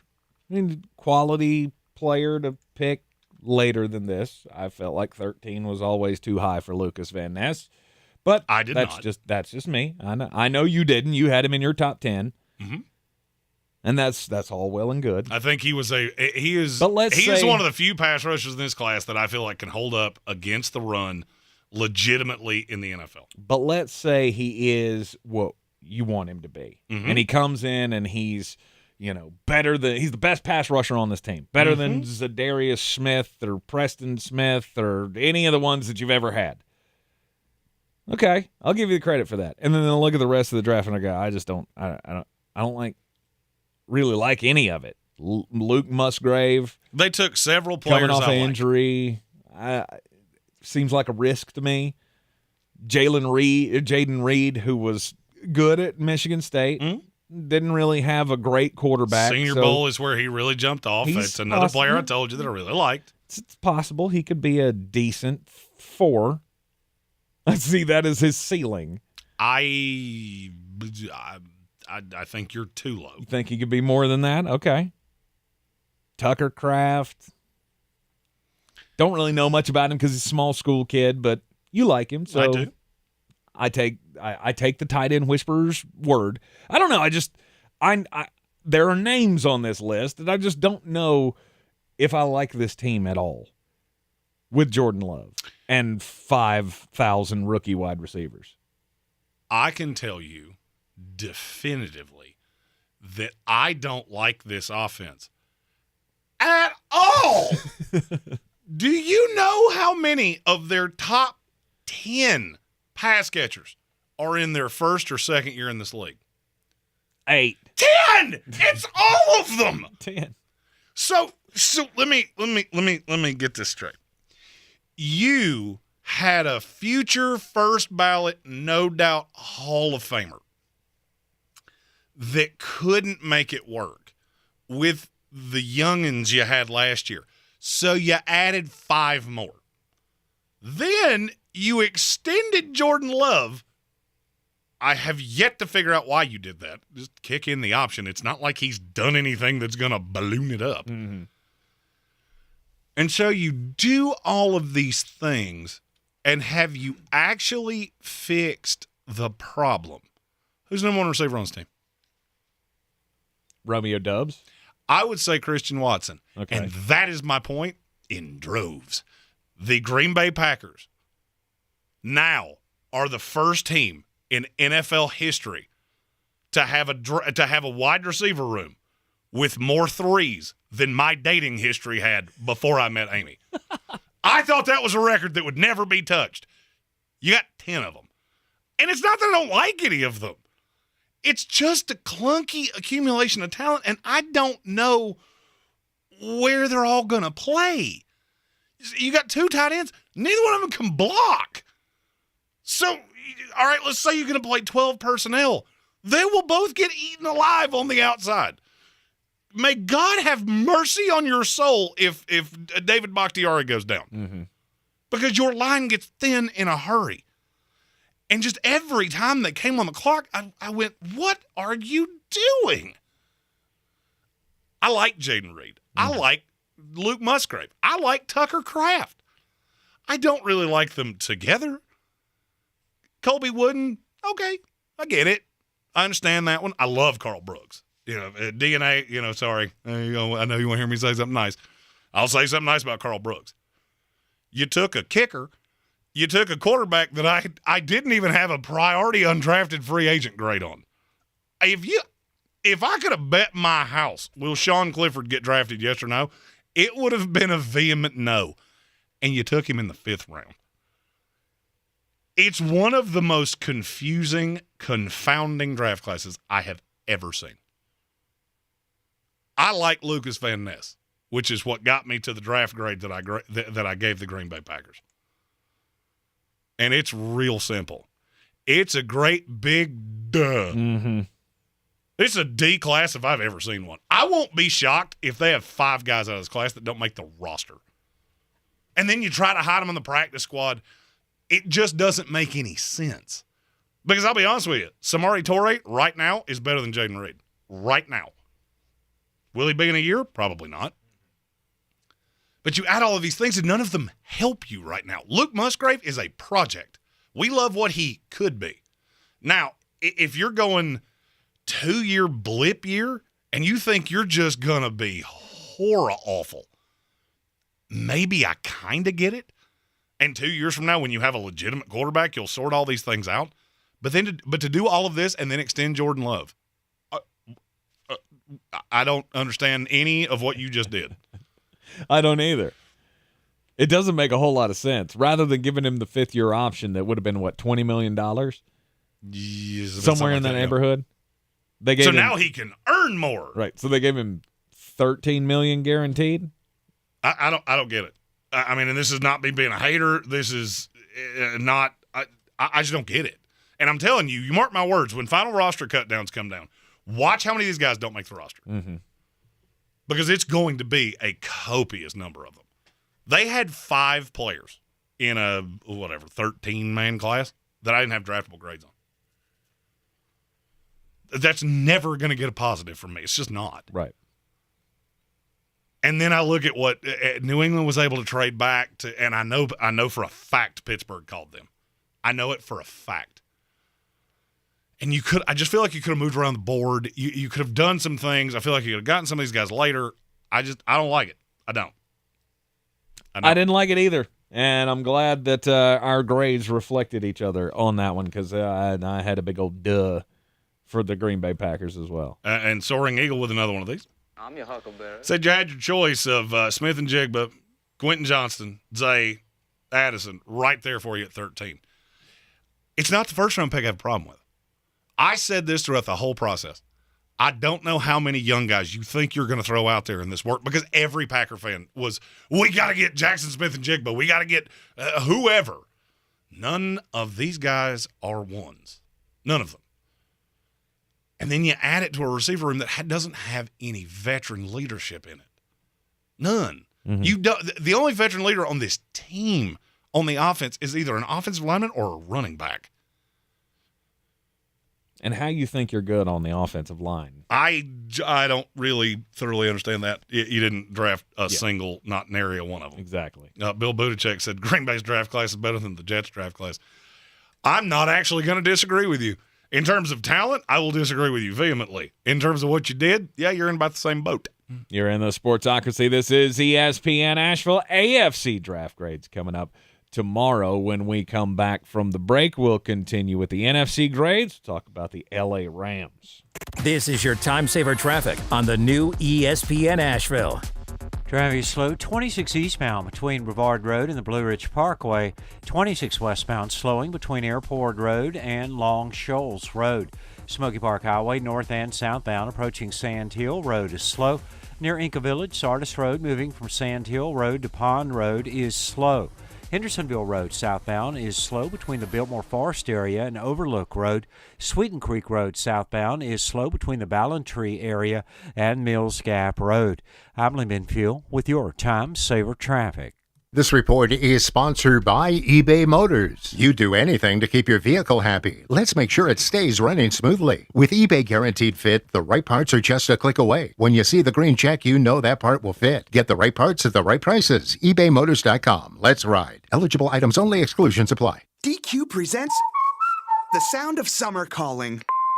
Hey, it's me, Summer. I know you're busy with Beach Days Little League games and all the other fun in the sun, but you gotta get to DQ ASAP Pronto right now. The new Summer Blizzard menu is here, and it brought 5 iconic summer flavors, like new peanut butter puppy chow and s'mores. Oh yeah, it's back. Oh, that's my other line. Everyone is pumped about this new DQ Summer Blizzard menu. I gotta go. See ya, DQ.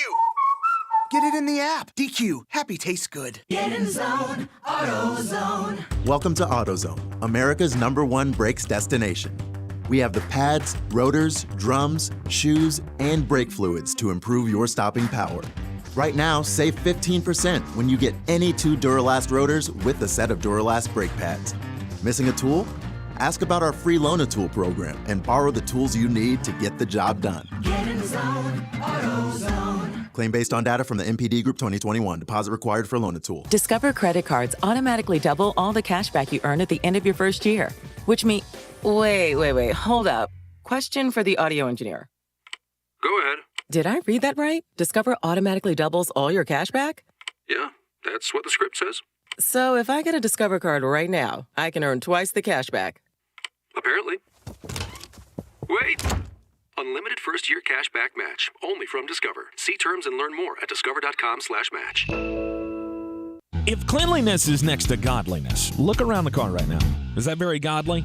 Look, life comes at you fast, but so does WBNC Auto Detailing. They have the tools to make your interior look like it's coming off the showroom floor. You don't believe me? Check them out on Instagram. All that filth and years of stains disappear. WBNC Auto Detailing does full interior and exterior details with paint correction, and they do wax and ceramic coatings. Call WBNC Auto Detailing at 455-3700. Premium care with a Southern hospitality touch. I believe real estate isn't about properties. It's about people. I'm Clarissa Hyatt-Zach with eXp Realty, serving all of Western North Carolina. Navigating the home buying and selling journey can feel overwhelming at times, and that's why having an agent who cares about you and your needs is key. I'm a native of Western North Carolina, and I close over a home a week. I'm an expert in the market, pricing my sellers correctly to net you the most money, and working as a skilled negotiator for my buyers. Please give me a call today at 828-774-6343 to set up a complimentary market analysis.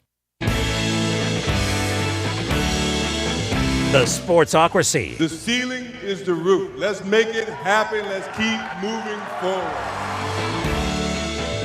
It is the Sportsocracy, and the 2023 NFL Draft is in the books. And today, we're focusing on the draft grades for the NFC. The Los Angeles Rams. F-. They took Stetson Bennett. It's an automatic F-. Old cowboy hat Bennett.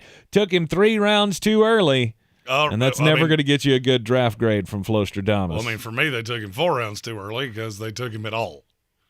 The fact that he wasn't an undrafted free agent still blows my mind. And there are people in the industry that actually think that could be their future franchise quarterback. Oh, yeah. Well, I mean, so could Billy, the guy that sells hot dogs in section 138. I don't necessarily think it's any more or less likely than Stetson Bennett. Now, I didn't actually give them an F-. Gave them a D+. A D+. They did get Steve Avila, which was one of the nice move pieces. Go up and down the line. Mm-hmm. I get it. Took Byron Young too early. Not even sure he was my favorite guy named Byron Young in this draft, which is that's different. I'm talking about the edge rusher out of Tennessee. As opposed to the one out of Alabama. Yep. Kobe Turner was solid 2 rounds too early. Stetson Bennett was 3 rounds too early. And then you get into, okay, their day 3 is what saved them. Mm-hmm. Because they did add a lot of players that I think are going to make this roster. Well, you can't have the thinnest roster in the league and then have a draft like this and not have guys I think that a make lot of the these roster. guys would have made a lot of rosters. Okay. I really do. Even you go all the way down to DeJuan Johnson that they took as Mr. Irrelevant. Mm-hmm. I think he would make a lot of rosters. So they did nicely doing the thing that I said they needed to do, which is you do have a really thin roster. And Davis Allen, okay. I mean, he can high point a football. He's a big weapon. Mm-hmm. I also think I'd beat him in a foot race, so not necessarily sure that that's a guy I'm jumping up and down about. I like Puka Nacua a lot. I like Nick Hampton a lot. I like Travis Hodges-Tomlinson a lot. Mm-hmm. I like Zach Evans a lot. I was going to say the Zach Evans pick I thought was possibly the best value because he could the way Cam Akers disappears, he could very well be the value of this class. Well, and that's the other thing you have to remember about the Rams. They've actually done a better job in the 5th, 6th, and 7th rounds than they've done in the 2nd, 3rd, and 4th. So, and I don't think this year's any different. Mm-hmm. I really don't. I don't like a lot of what happens with the brain trust of the Rams, and the Stetson Bennett thing's just comical to me. Tim Raymond in our YouTube comments said they drafted Stetson because apparently him and Eisenhower have the same IQ. So did a guy that sat next to me in homeroom in high school, and I'm not sure that dude could throw a football from here to the door. I'm not real sure Stetson Bennett can throw one from here to the door. Stop. He's not an NFL quarterback. Stetson's got an arm. I didn't have a draftable grade on him. I put it this way: I had him behind Sean Clifford. That tell you anything? Yeah, it tells me you're drunk.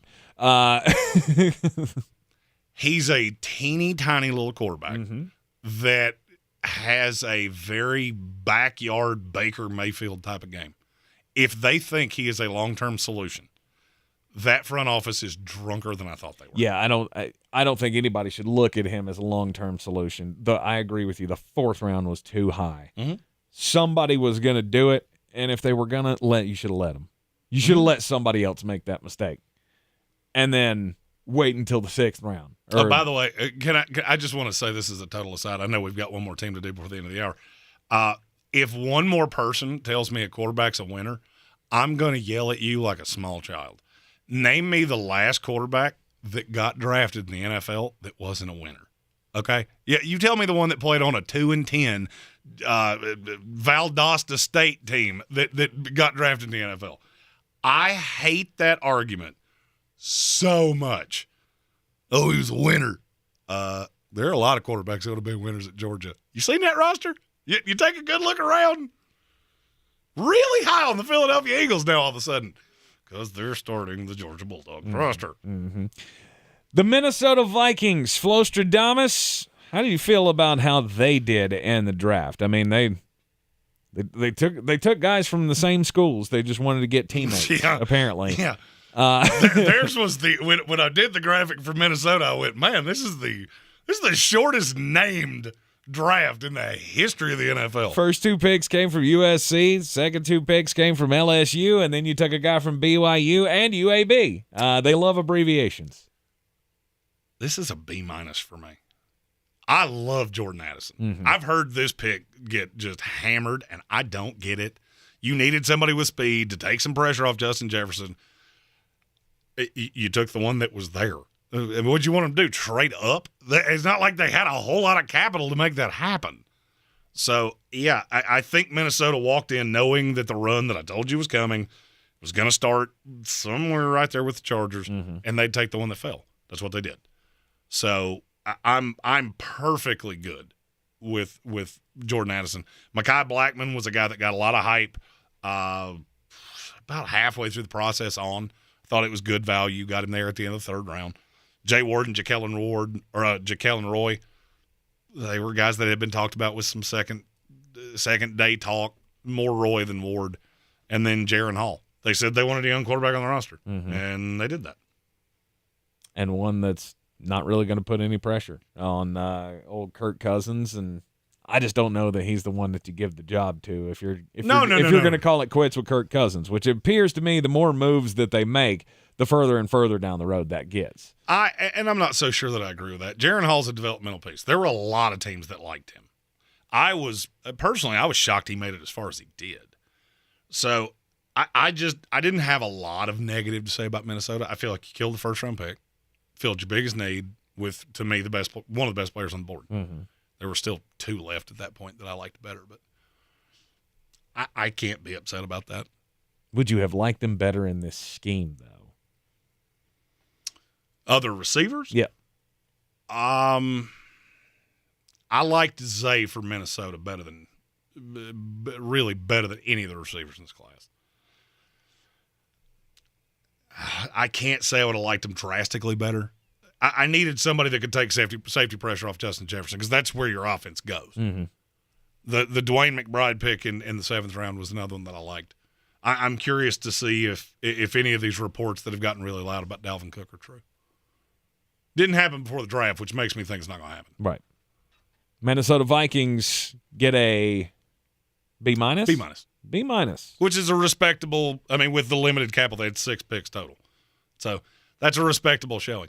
The Rams had 47, and I'm not sure that they got more players that will actually contribute than the Vikings did. If you haven't heard your team yet, we'll continue with the NFC draft grades coming up after the Sports Center update here on ESPN Asheville. This is your Exergen Temporal Scanner weather forecast on ESPN Asheville. So far, May has been blustery with those strong winds out of the northwest. We'll continue with some wind advisories here into early tonight, especially in the higher elevations. Temps in the low 40s in the valley, 30s with height. So kind of a cold forecast into midweek. Partly cloudy Wednesday, high 59, low 38. And the 60s are back for Thursday, Friday, and the weekend. And so are the rain chances starting Friday. I'm meteorologist Scott Lariamore. That's the latest Weather Channel forecast. This is your time saver traffic on the new ESPN Asheville. Traffic is slow, 26 eastbound between Brevard Road and the Blue Ridge Parkway, 26 westbound slowing between Airport Road and Long Shoals Road.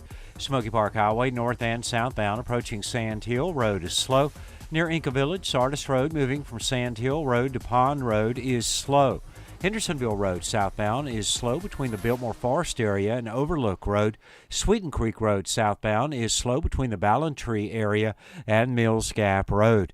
I'm Lee Minfield with your Time Saver Traffic. This report is sponsored by Taco Bell. OMG. Hot and crisp nacho fries are back at Taco Bell, but they won't be here forever. Yeah, hot and crisp fries covered in bold Mexican spices with a side of nacho cheese sauce are only here for a limited time at participating U.S. Taco Bell locations for a limited time only while supplies last. OMG. Hot and crisp nacho fries are back at Taco Bell, but they won't be here forever. Yeah, hot and crisp fries covered in bold Mexican spices with a side of nacho cheese sauce are only here for a limited time at participating U.S. Taco Bell locations for a limited time only while supplies last. Don't you wish your life came with a warning app? That dog does not want to be petted. Well, life doesn't always give you time to change the outcome, but prediabetes does. Take the 1-minute test today at doihaveprediabetes.org. Brought to you by the Ad Council and its Prediabetes Awareness Partners. The Sportsocracy. You were just dumber than a bag of hammers. From the Ingles Studios, this is ESPN Asheville, WPEK, W225CJ Fairview, WMXF Waynesville, and iHeart radio station. This is SportsCenter. I'm Doug Brown. Tonight in the NBA playoffs, we've got Game 2 for the Heat and Knicks in New York, and our ESPN radio coverage starts at 7 Eastern. Later, Game 1 for the Lakers and Warriors tonight. LeBron James against Steph Curry. Lakers coach Darvin Ham. It's the best rivalry of this generation. Brian, what he was able to do, like going to 9 straight finals, and obviously Steph and those guys, what they were able to do with those 4 championships, like that's the rivalry of the generations, particularly those 2 players. But, it's going to be another fun battle. Darvin Ham. The Grizzlies will not re-sign Dylan Brooks, the longest tenured player on their roster. Brooks took some heat in the playoffs for calling LeBron James old and then providing motivation for the Lakers. The Chiefs re-sign running back Jerick McKinnon to a 1-year deal and decline the 5th-year option on running back Clyde Edwards-Helaire. McKinnon was second on the team with 9 touchdown catches last year. Edwards-Helaire has had multiple injuries in his first 3 NFL seasons. Think O'Reilly Auto Parts for all your car care needs. They're close, convenient, and have the parts you need fast, along with excellent customer service from professional parts people you can trust. Stop by your local O'Reilly Auto Parts today or visit O'ReillyAuto.com. Now, your chance to win $1,000. Just enter this nationwide keyword on our website, Greene. That's Greene. Enter it now. Log on now to ESPNAVL.com. He's a degenerate gambler. You are a smelly pirate hooker. And he's cheaper than oxygen. He's useless. But somehow, they make it work. Jeremy Greene. Tank Spencer. There's no holding back in the Sportsocracy. Presented by Ingles Supermarkets. This is the Sportsocracy on ESPN Asheville. 92.9 FM, 880 AM, and 1400. We always come to you live from the Ingles Studio, and we are heard everywhere you go on the iHeart Radio app, seen everywhere on YouTube. Just go to thesportsocracy.com, click the live video link. Don't forget to subscribe to the channel so you can join us in the chat each and every day. You got a question, you comment about your NFL team, this is the place to get it in. And you cannot get into the comment section without subscribing to the channel. We encourage you to be one of the 4,000 people now subscribed to the YouTube channel. Yes.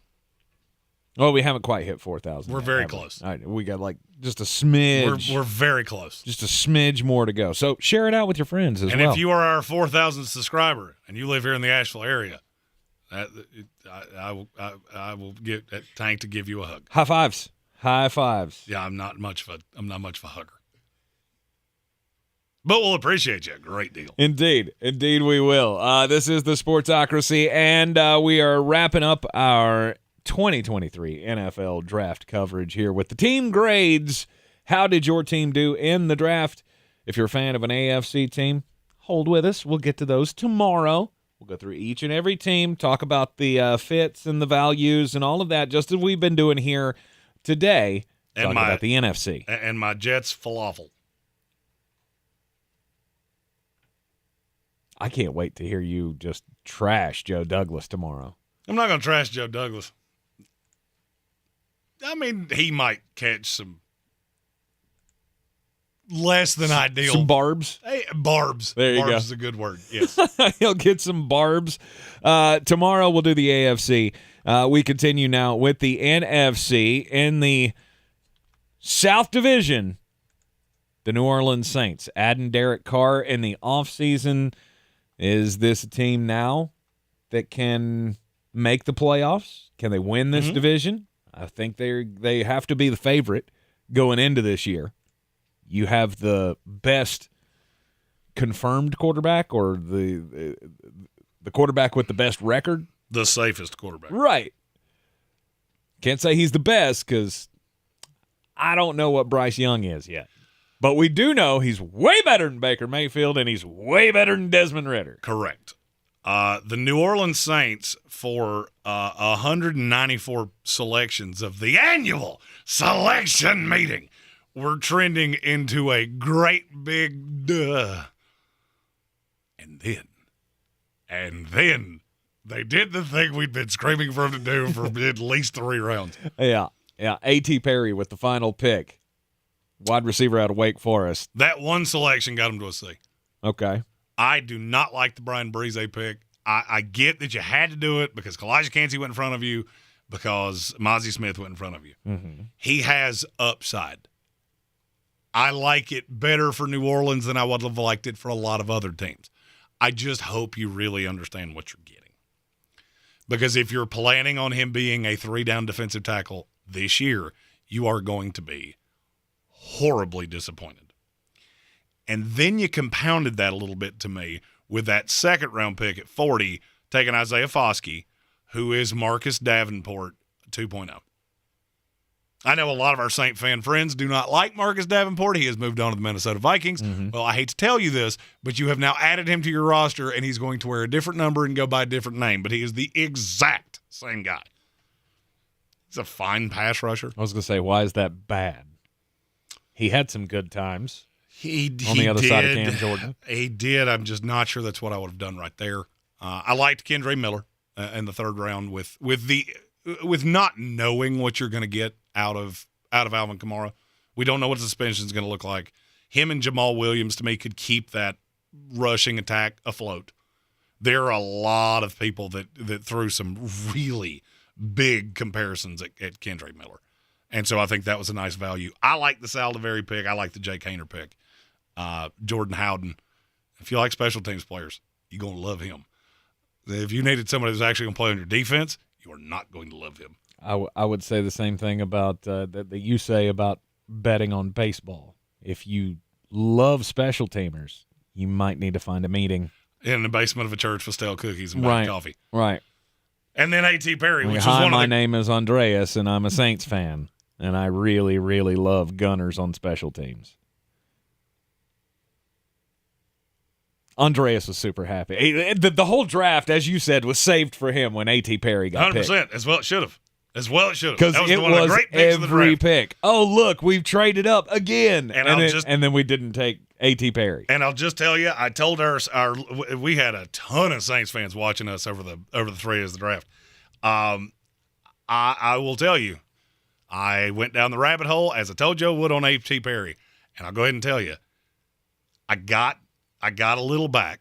Not that I'm going to confirm here because I can't confirm it. And this is a huge if he fell because of what I was told, you got the value of the draft. So unless there's something out there that I'm not being told, you're in good shape. It was a head scratcher for several rounds as to why that kid was falling. Calvin 14 said Davenport was always hurt. At least Foskey will be available. That is a good point. Possibly. I like the Brian Breeze pick. I thought you like him way more than I do. I did. There's just something about him that I like, and I think he will do well. He's lottery in that Dennis Allen system. He's lottery ticket. For me, I wanted either Mozzie Smith or Kalijah Kancey. Now you didn't have that option, so I'm not killing you that much for that. That was the one you had to take. Mm-hmm. I mean, if you're taking Gervon Dexter right there, I think blood would have come out of my ear. So you did what you had to do. And for me, this is the definition of you made the best with – you made chicken salad out of chicken excrement. So, I mean, to me, that's C. All right. I think it was Evan Doyle earlier that said the reason he doesn't like draft grades is because every analyst gives everybody no worse than a C. Yeah, I'm not one of those because I'll give you a big old fuh. I got a fuh and a duh.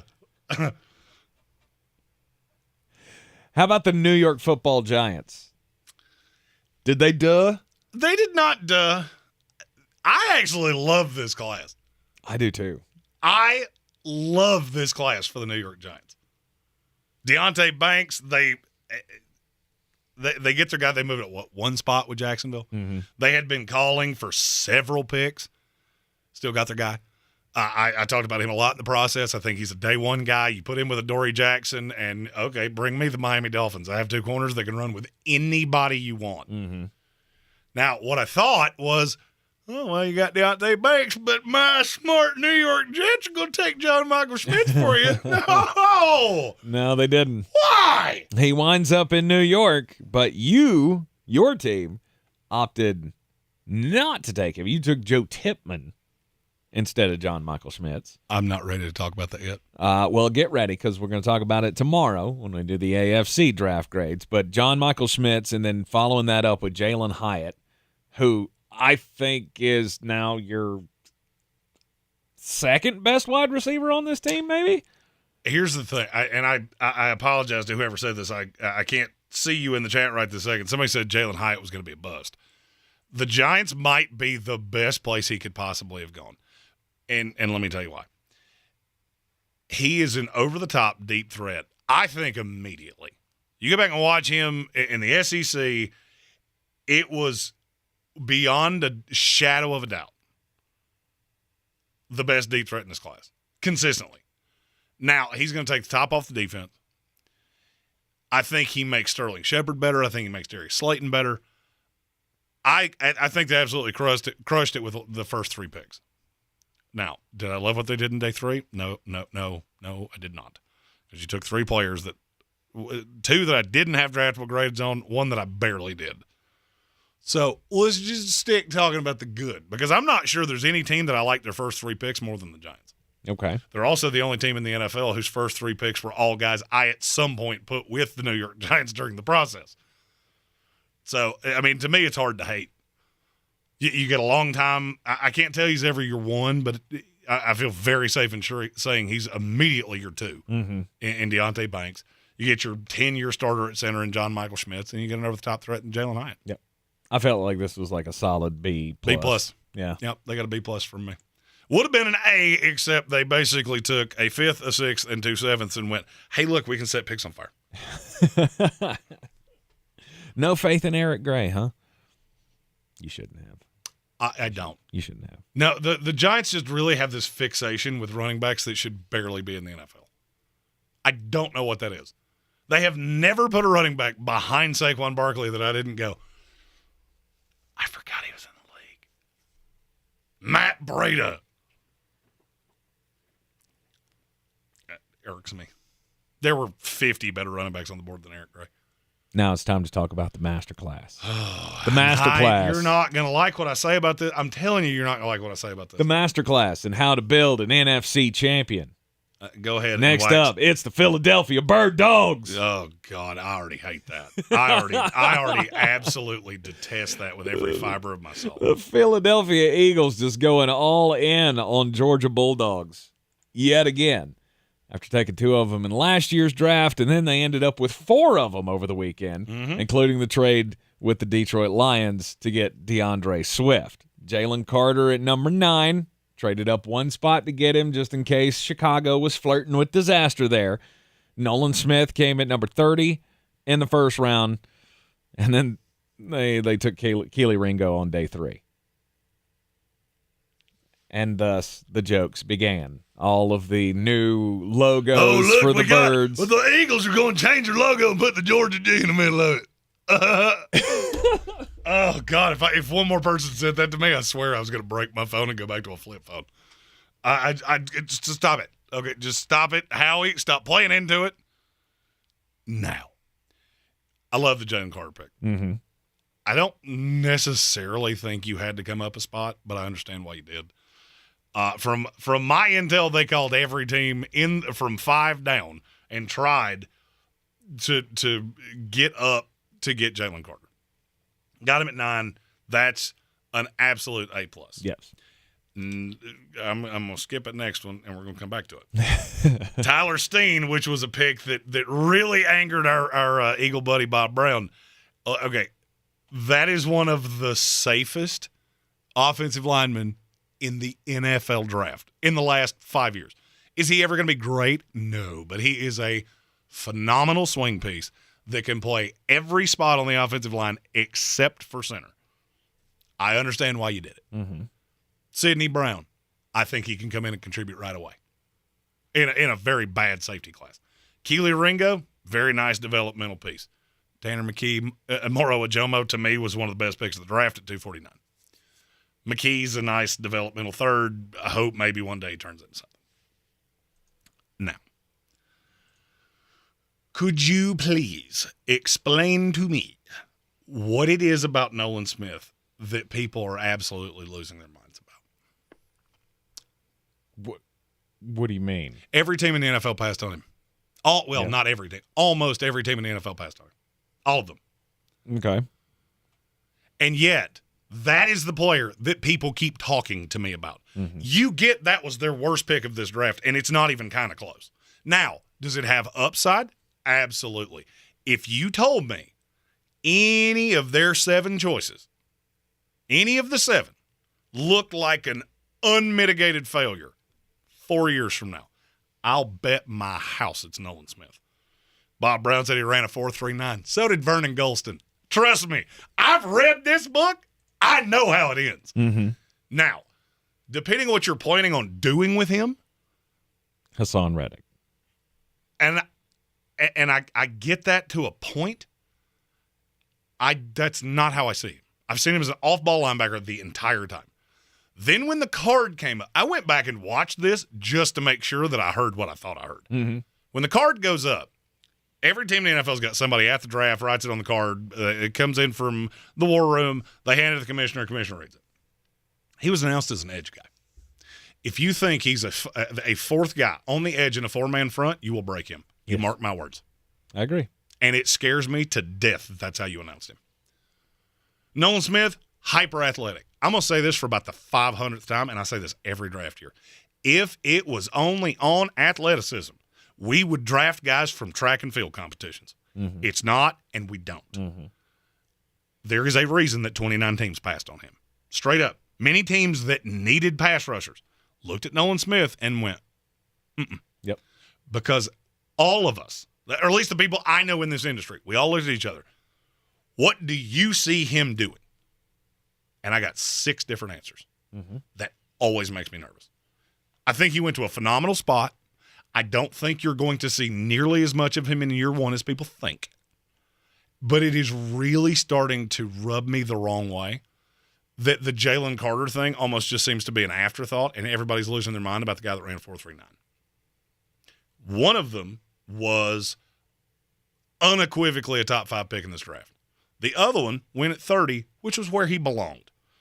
And if you're being honest here, that's where I've put him in practically every one of these I've done. Absolutely. Because that's where he belongs. And it's just, I don't know. It's one of those things that I love the combine and I hate it at the same time. And it's Nolan Smith that drives that, because I feel like now he's being propped up. And this is that Kalijah Cansey thing that I talked about all over again. People are putting all of this pressure on you. And I'm not sure you can live up to it. I'm not sure anybody could live up to it. Mm-hmm. And so I told you before we did Philadelphia, I said, I am going to throw cold water on this Nolan Smith thing immediately. Not because I think it's a bad pick, but because people are losing their minds. And it's driving me bananas. Take a year, figure out what the kid does. Figure out what position the kid plays. Because I got news for you, he doesn't know that. Kirby Smart didn't know that. Now you're entrusting it to the Philadelphia Eagles, and I hope they get it right. I think it's as an off-ball linebacker, and I think he'll be a phenomenal player in this league.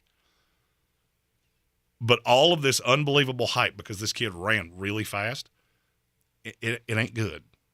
It ain't good. And every one of these articles I've read, you get 2 sentences on Jalen Carter and a paragraph and a half on Nolan Smith. Right. And it's really starting to irk me. When it came down to it, both of these guys were depth pieces.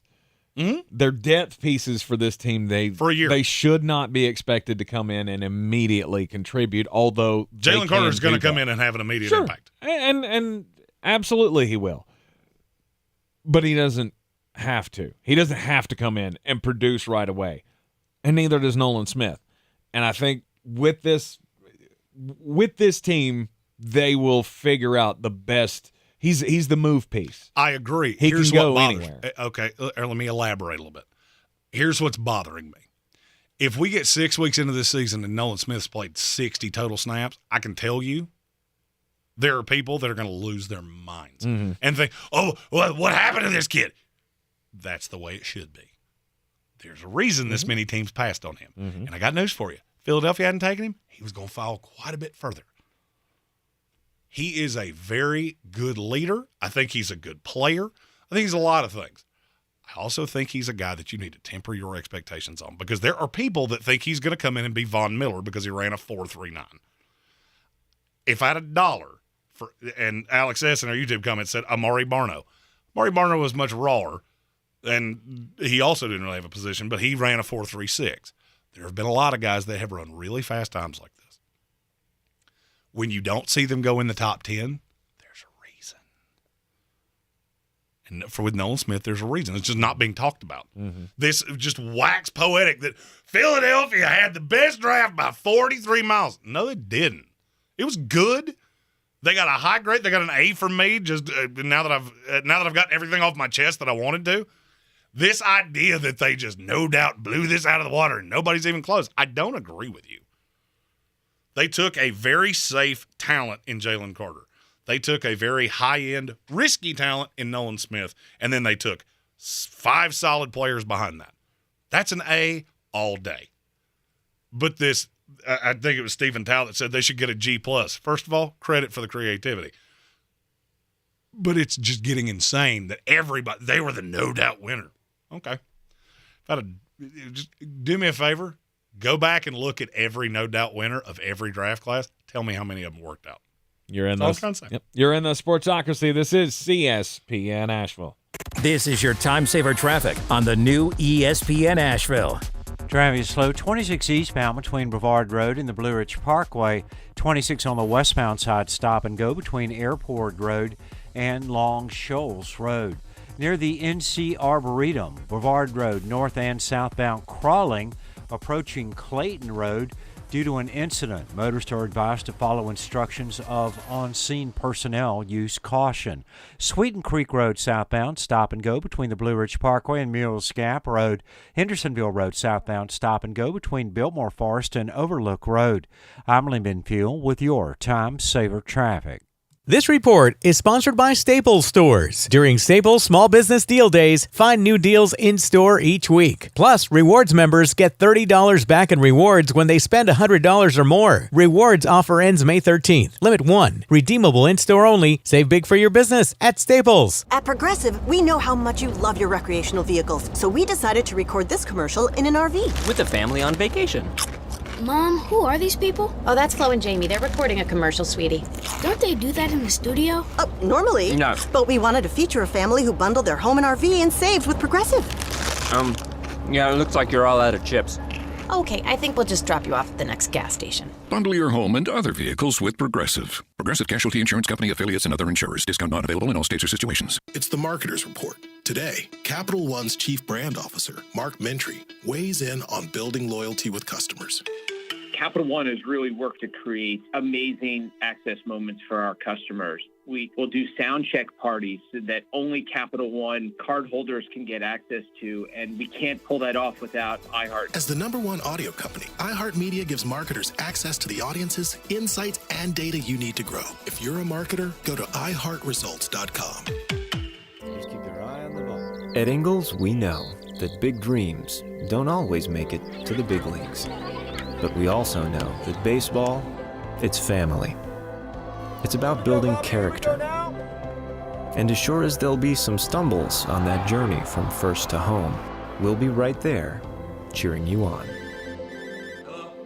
This is baseball, and this is who we are. Ingles, we're with you every step of the way. Rogue Combat Club, Asheville's home for comprehensive martial arts training, has a goal for our community, one that's stronger, more fit, and unwavers in its support of one another. Rogue Combat Club's instructors have competed at the highest levels and offer classes for everyone from young children to adults in Brazilian Jiu-Jitsu, Muay Thai, and wrestling. Rogue Combat Club classes can help you boost your self-confidence and self-defense skills while weeding out the egos and intimidation found at other gyms. Join today at roguecombatclub.com. I believe real estate isn't about properties. It's about people. I'm Clarissa Hyatt-Zach with eXp Realty, serving all of Western North Carolina. Navigating the home buying and selling journey can feel overwhelming at times, and that's why having an agent who cares about you and your needs is key. I'm a native of Western North Carolina, and I close over a home a week. I'm an expert in the market, pricing my sellers correctly to net you the most money, and working as a skilled negotiator for my buyers. Please give me a call today at 828-774-6343 to set up a complimentary market analysis. The Sportsocracy. That is some good, clean family fun there, eh, Cot? This is the Sportsocracy on a Tuesday afternoon here in the Ingles studio. And again, we have to thank everybody who watched over the 3 days of the 2023 NFL Draft, our live coverage from the Village Porch, 51 North Merriman Avenue, the football home of the Sportsocracy. It was a blast, as always. Oh, yeah. I feel very safe in saying, I ain't going to Detroit. I'm just not. It's just not gonna happen. It's cold. It was snowing there yesterday.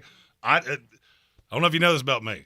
I don't do cold weather. No. So when it's no longer cold here, there is zero chance that I am flying into cold. Yeah, Detroit in April is not the place to be. So I will say I like the chances that we're doing the draft from the Village Porch Gym next year, and we will have an announcement about a way you can see us. We'll say more frequently from there later as we get closer to the football season. Indeed. We are rolling through the draft grades in the NFC on today's program. Only 2 shows this week. Today and tomorrow we'll do a NFC draft grades. We'll complete them over the next 40 minutes that we have here. And now is when I get to pick up the Draftmas slack for wedding preparation. Yes, and then the AFC draft grades coming out tomorrow during this here program on ESPN Asheville. We've worked our way to the San Francisco 49ers. Flostradamus, there wasn't a lot of draft capital for them to work with. They had 3 picks right at the end of day 2. They did make a trade up, though. They get some good value moving up a couple of spots to get a safety out of Penn State. I mean, I'm fine with Jair Brown. It's fine. A team with no pick in the first, originally in the first 99, took a kicker with their second one. Unless that kicker is Justin Tucker, I am not going to like that. And I got news for you. He's not. But don't. Got a big old fuh on that pick, didn't they? They did, and then Cameron Latu didn't make a lot of sense. Now, in day 3, you added some value, guys. I love D. Winters. I cannot believe he was there in the 6th round. I understand he's 5'10". I don't care. I've watched San Francisco do this with enough linebackers. You mark my words, 2 or 3 years from now, we're going to look at this and go, how in the world did we let him fall that far? And how in the world did we let him fall in the lap of the San Francisco 49ers? Robert Beal, nice developmental piece. Didn't play much at Georgia, so you just don't really know what you're getting. I feel like the talent on him is one of those that you could look and go, wow, how did this guy come into the NFL and have 6 sacks in a season when he never even played at Georgia? Yeah. Well, same way Jermaine Johnson's going to do it this year. That's true. I mean, when Florida State won ACC Player of the Year. Right. Now, I'm not comparing those two. I'm just I liked a lot of what they did in day 3. I did not love those first 3 picks. And so they get a C- from me. Not much capital, so I mean you really take that with you take that with a great grain of salt. You didn't have a lot to work with, but could you have some more to work with in the future? Are they gonna move Trey Lance? Is anybody gonna be interested in giving them some decent capital for him? I will be absolutely dumbfounded if Trey Lance is on this roster. I thought it was going to happen over this weekend. It didn't. Lisa Evans-L, one of our resident San Francisco 49er fans, said, just remember I said this, D. Winters will be a Pro Bowler in 3 years. Usually I would say that is insane to say about a 6th-round pick. And I'm not going to go that far. But I get it. He's the best coverage linebacker in his draft. And when it comes to the San Francisco 49ers, they just find a way to make these guys work. And they really like doing it with undersized linebackers like this, where they just play a role. And to me, I don't say this lightly, that was the steal of the draft. That was the best value pick in this draft. Mm-hmm. I had him just outside my top. As a matter of fact, I think I had him inside my top 100 players. Yep. And you got him at 216. You are in the Sportsocracy. This is ESPN Asheville. We got 3 more NFC teams to do. We got the Seattle Seahawks, Tampa Bay Buccaneers, and the Washington Commanders to close out the program today. When we come back, it'll be that time for the most important message of the day. This is your Exergen Temporal Scanner weather forecast on ESPN Asheville. So far, May has been blustery with those strong winds out of the northwest. We'll continue with some wind advisories here into early tonight, especially in the higher elevations. Temps in the low 40s in the valley, 30s with height. So kind of a cold forecast into midweek. Partly cloudy Wednesday, high 59, low 38. And the 60s are back for Thursday, Friday, and the weekend. And so are the rain chances starting Friday. I'm meteorologist Scott Larimore. That's the latest Weather Channel forecast. This is your time saver traffic on the new ESPN Asheville. Traffic is slow, 26 eastbound between Brevard Road and the Blue Ridge Parkway. 26 on the westbound side, stop and go between Airport Road and Long Shoals Road. Near the NC Arboretum, Brevard Road, north and southbound crawling, approaching Clayton Road. Due to an incident, motorists are advised to follow instructions of on-scene personnel. Use caution. Sweeten Creek Road southbound, stop and go between the Blue Ridge Parkway and Mules Gap Road. Hendersonville Road southbound, stop and go between Biltmore Forest and Overlook Road. I'm Lyndon Peel with your Time Saver Traffic. This report is sponsored by Dairy Queen. DQ presents The Sound of Summer Calling. Hey, it's me, Summer. You gotta get to DQ for the new Summer Blizzard menu, like new peanut butter puppy chow and the return of s'mores. Okay, see ya. Get it in the app. DQ, happy tastes good. Are you hungry for the inside scoop of women's soccer? I'm Sam Mewis. And I'm Lynn Williams. And we're professional soccer players, best friends, and the hosts of Snacks, the only women's soccer podcast hosted by active players that gets into the most recent news, gossip, and fun of the NWSL, the women's national team, and the delightful, delicious world of snacks. It's a weekly show that features great guests from the world of women's soccer, recaps and previews of the biggest matches, and the two of us hanging out with you. You can listen to Snacks on the iHeartRadio app or wherever you get your podcasts. Since man created roads, they've been looking for ways to get off-road and vehicles to take them there. That's where Outlaw Off-Road comes in. A premier off-road center for Jeeps, trucks, and SUVs with a complete lineup of off-road and overland services, including maintenance and repair to make your vehicle all that it can be. Check out their location right here in Western North Carolina at 85 Avery Creek Road. Call them today at 828-974-8480 or visit them on the web at theoutlawoffroad.com. Running a small business is no small task. At Home Trust Bank, we work hard to prepare businesses for whatever tomorrow may bring. Your dreams are our business, and we have local experts who can help you plan for a successful future. Dependable guidance you need, and service you'll appreciate. At Home Trust Bank, we take your small business banking personally. Visit your local Home Trust branch or anytime at htb.com. Member FDIC. At Ingles Weather, we're celebrating Friday night rivals, televising college basketball games, bringing the Fan Fest to semi-pro soccer, or taking you out to the ball game at your minor league park. It's all in the bag. Ingles, low prices, love the savings. Real estate isn't about properties, it's about people. I'm Clarissa Hyatt-Zach with eXp Realty, your native realtor serving all of Western North Carolina. I will work hard for you, and I believe in doing the right thing every time. I market each of my listings to reach out-of-town buyers. I use a professional photographer and drone video on every single listing, as well as collaborate with agents across the country to find your buyer. Check me out online at clarissasellswnc.com or give me a call at 828-774-6343. It would be my pleasure to assist you through the real estate process. Welcome back into the Sportsocracy. It's time for the most important message of the day. Don't do crimes. Yeah, let's go to Chicago. There's never crimes that happen in Chicago. No. Never. No. Well, over the weekend, who's shocked there was carjackings? A couple of carjackings in the South Shore area. Police were warning South Shore residents about 2 recent carjackings and a suspect who punched one of the victims in the face. Detectives releasing details in a community alert Sunday afternoon, saying that on Thursday, someone snatched the keys from a victim's hands near East 70th Street, drove away with their vehicle around 11:33 p.m. The suspect was only described as someone wearing a furry jacket with a red and black ski mask. 30 minutes later, only a few hundred feet away, a would-be carjacker opened a driver's door as they tried to park on South Merrill Street, just around the corner from the earlier crime.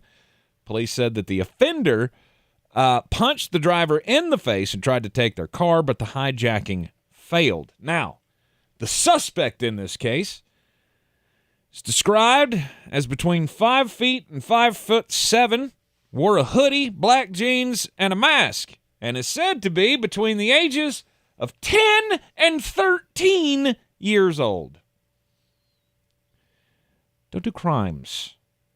That seems like a very tall 10-year-old as well. 5'7" seems pretty big for a 10year-old. Now you, Mr. Ginormous, you probably were already 6 foot tall at 12. I'm 6'4", 6'5" now. I've been the same height since I was 14, so I was a tall child. It's either a child, a large child, or a smallish man. Tank Spencer nowhere to be found. Correct. You're not 5'7" right now. My story comes from Arkansas. It's not usually a state we get in this here segment. It's about a woman named Candace Chapman Scott. If we're using your full name, you can assume you probably did crimes. She's 36 years old. She worked in a mortuary in Arkansas, and she was a member of a Facebook group called Oddities. Do you see where I'm headed with this? No. She has been indicted in an Arkansas federal court after selling 20 boxes of body parts to a man in Pennsylvania for $11,000. Body parts. Now, the man who was not identified in the federal indictment, his name is Jeremy Lee Pauley. We don't really know what he was doing with this. There's been a little conjecture, and I'm not going to conjecture it because it's falafel and weird. And that's the nicest way I can say that. Falafel. So she basically boxed up 20 bits of human remains. She made a post on Facebook that said, just out of curiosity, would you know anyone in the market for a fully intact embalmed brain? This leads to an interaction between her and Mr. Pauley, ultimately led to, and this is what's in the indictment. There may be more. 2 brains, 1 skull cap, 3 human hearts, 2, and I kid you not, this is how it is put in the federal indictment, fake boobies. 1 large. It does not say, quote, boobies. 100% does. If I could get my screen on this screen, I would show it to you. 1 large belly button piece, an arm, and a lung. Wait. A piece of a belly button? It's like the skin around the belly button. Uh-huh. Okay. I'm not going to lie to you. I told this story because I got locked into, in a federal indictment, the word boobies. Boobies. That's a new one. Because apparently, somewhere, there's a federal prosecutor that's the same amount of 7-year-old that I am. She is awaiting trial and being held without bail. Don't do crimes. And selling body parts is definitely crime. Specifically, boobies. It is the Sportsocracy. This is ESPN Asheville. The draftmas season has come to a close. And now... And you would think I'd be really sad about that. You'd be wrong, but... No, because it's it's like winter. Oh yeah, right. Look. It's like the end of fall and going into winter. You know, you're coming up on the end of a year. It's just now. You wait a couple of weeks and we're getting into springtime. Things are blooming. Things are looking good for the 2024 NFL draft. Yep, hate the things blooming. Allergies have gone through the roof the last 4 days. I hate it. I hate things that bloom. I hate flowers. I hate trees. Frankly, I wish can we just like concrete over the fields here at Radio Ranch, because the wind blows and that evil toxic dust comes off trees and it's just the worst. But for me, I'm getting married in 3 weeks. You know, happiest day of my life. Can't wait. Amy has done all of the heavy lifting for that, and now I get to pull my weight. Indeed. Which is what Jeremy means by he's going into the darkness, because you're not going to see me very much in the coming few weeks. Indeed, but we're putting a pin in all of it with the obligatory draft grades. NFC teams, we've worked our way to the Seattle Seahawks. We'll be doing the AFC teams on tomorrow's program. Flostradamus, as it went for the Seattle Seahawks, they were picking at 5, and we thought there was a chance they could end up with Will Anderson. He went off the board. Mm-hmm. We thought Jalen Carter made a whole lot of sense. Mm-hmm. They didn't do that. And then they took Devin Witherspoon, the best corner in the draft, according to at ESPN Draft Nerd. Mm-hmm. And wasn't really particularly all that close by the end. I don't know. Eric Miller has said, and he's one of our resident Seahawks fans that was at the draft with us, he thinks that my grade and his might be discrepant. I hate to channel my inner Joey Tribbiani here, but you remember when Rachel made the trifle and it had would have beef in it? Yep. Devin Witherspoon, good. Jackson Smith-Njigba, good. Derek Hall, good. Brom, brom, brom. A. It's an A. I don't care. You got the best corner in the class. Jackson Smith-Njigba was not my best receiver in this class, but if you recall, I said there was one location that I really liked him, and it was playing in the slot with DK Metcalf and Tyler Lockett. Weird. That's where he landed. Now, they wound up with an A- from me, and I'm going to make this as clear as I can. It's because I don't like Zach Charbonnet. That pushed you down half a letter grade. A, I don't think you need to run it back that bad. B, there were about 400 others that you could have taken in the third day that I think you would have gotten the same, if not a better player. But then Anthony Bradford's a nice piece. I really like Mike Morris. You got Ola Oluwatimi, that was one of my favorite players in this class. This is an A- class for me for the Seattle Seahawks. I love what you did. I think you got at least 3 long-term starters out of this class. Absolutely. And you have officially just eviscerated the Denver Broncos in the Russell Wilson trade. It's amazing to me how a year can change things. You go back to this team before last year's draft class, and they hit on those guys. Had one of the most historic drafts last year. I thought this was a complete dumpster fire leading up to that. They had the banger draft. Then they come out this year. Geno Smith has the surgent year. You can't call it a resurgent year because he never surged to begin with. Correct. So he has the late career surge. This team's competitive. They're doing stuff. They're out there playing hard-nosed defense. They're scoring points. Now another offseason has come and gone, and now they've added another good draft class. You know, this division is not as decided as I had once thought. I don't think it's decided at all. I think there's 2 teams that are completely irrelevant and 2 teams that are completely relevant. You have the Seattle Seahawks and the San Francisco 49ers, and I think the difference in them is razor thin.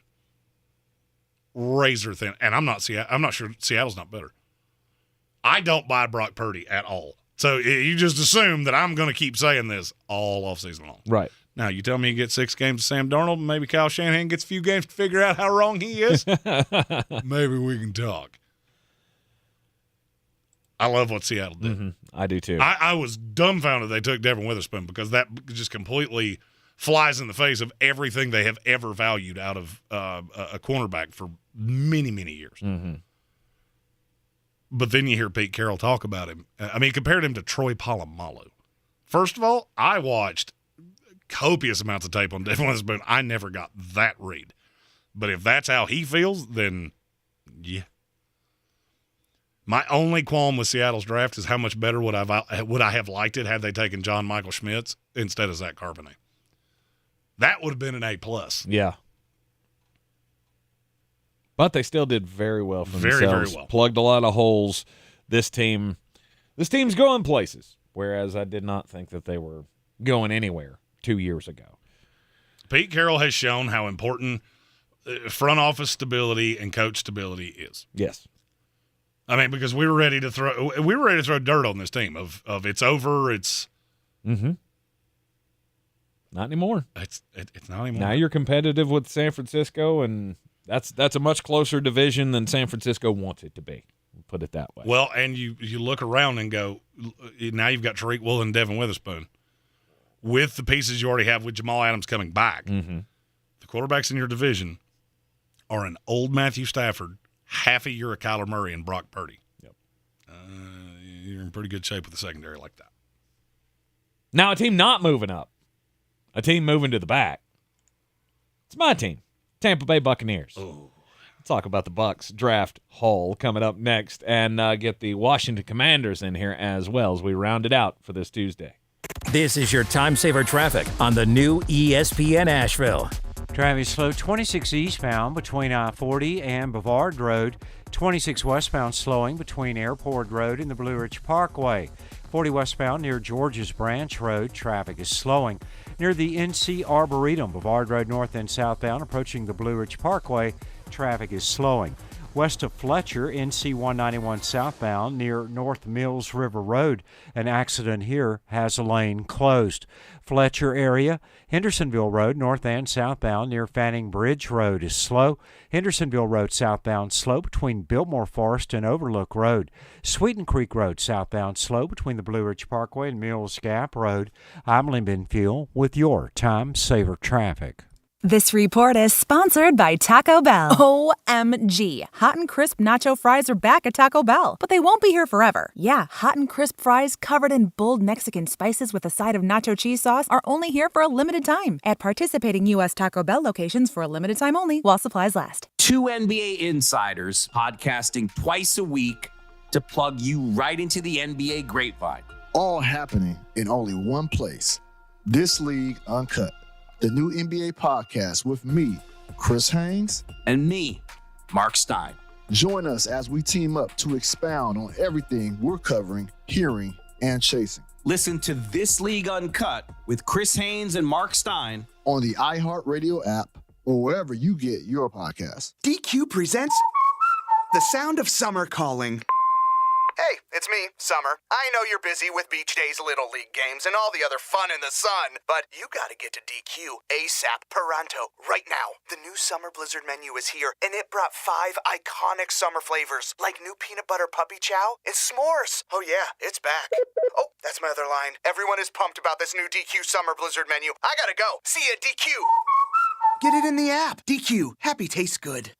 Only iHeartRadio gives you access to all of your favorite radio stations. Rover's Morning Glory. It's The Woody Show. It's Elliot in the Morning. All of the once-in-a-lifetime events. iHeartRadio Music Festival. Woo! All of the best free curated playlists. It's everything that rocks. All of the great podcasts for every interest. This is Freddie Prinze Jr. from the Wrestling with Freddie podcast. All of the mind-blowing contests. $20,000. Awesome. All of your favorite superstars. This is Dave Grohl from the Foo Fighters. Best of all, it doesn't cost a thing. Download the absolutely free iHeartRadio app now. Spring in the South means the return of Atlanta Braves baseball. There's a liner out towards center field. It will lay down. Here comes Ronald. Braves win it! The 2023 Braves load up for another huge season. The Braves play here on ESPN Asheville.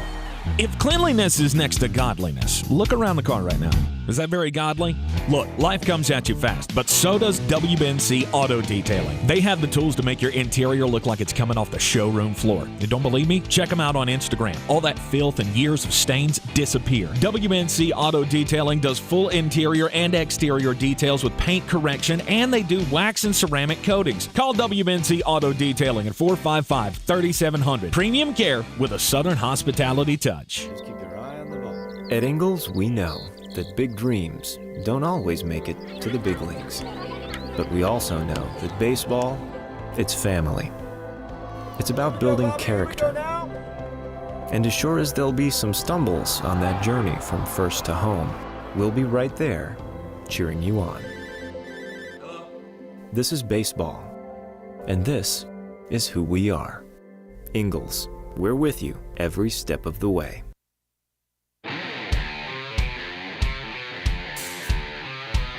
The Sportsocracy. Pull up your pants, take off the bra, and be a man! All right, closing out today's program with the final NFC draft grades following the 2023 NFL Draft. The Tampa Bay Buccaneers. Fire that front office. Oh, Put some more please. powder in the, oh, boy, you're bad. Oh, boy, you're bad. Not a fan? This would be a duh plus on really just two picks. Mm-hmm. Cody Mauch, love it. Yaya Diaby, love it. Kalijah Kancey, not so much. Why? How many players do you have to draft that play the exact same position before you go, maybe we're not so good at this? You talking about Joe Tryon, Shoyinka? Yeah, and Logan Hall, and it's just seemingly been a never-ending cycle of, hey, can we find that guy that plays at the end of a three-man line? Absolutely. And so what do? You go get a little feller. And I like Kalijah Kancey. I'm not wild about this fit. I'm not. Yep. You don't think him on the outside of Villa is gonna be effective? I don't think you have the outside pass rusher that allows him to really do what he needs to, what he wants to do. Mm-hmm. There is this misnomer that Kalijah Kancey is just a ready-made product. Would you like to guess how many of his line mates at Pittsburgh were either drafted or priority undrafted free agents? 4. All of them. All of them.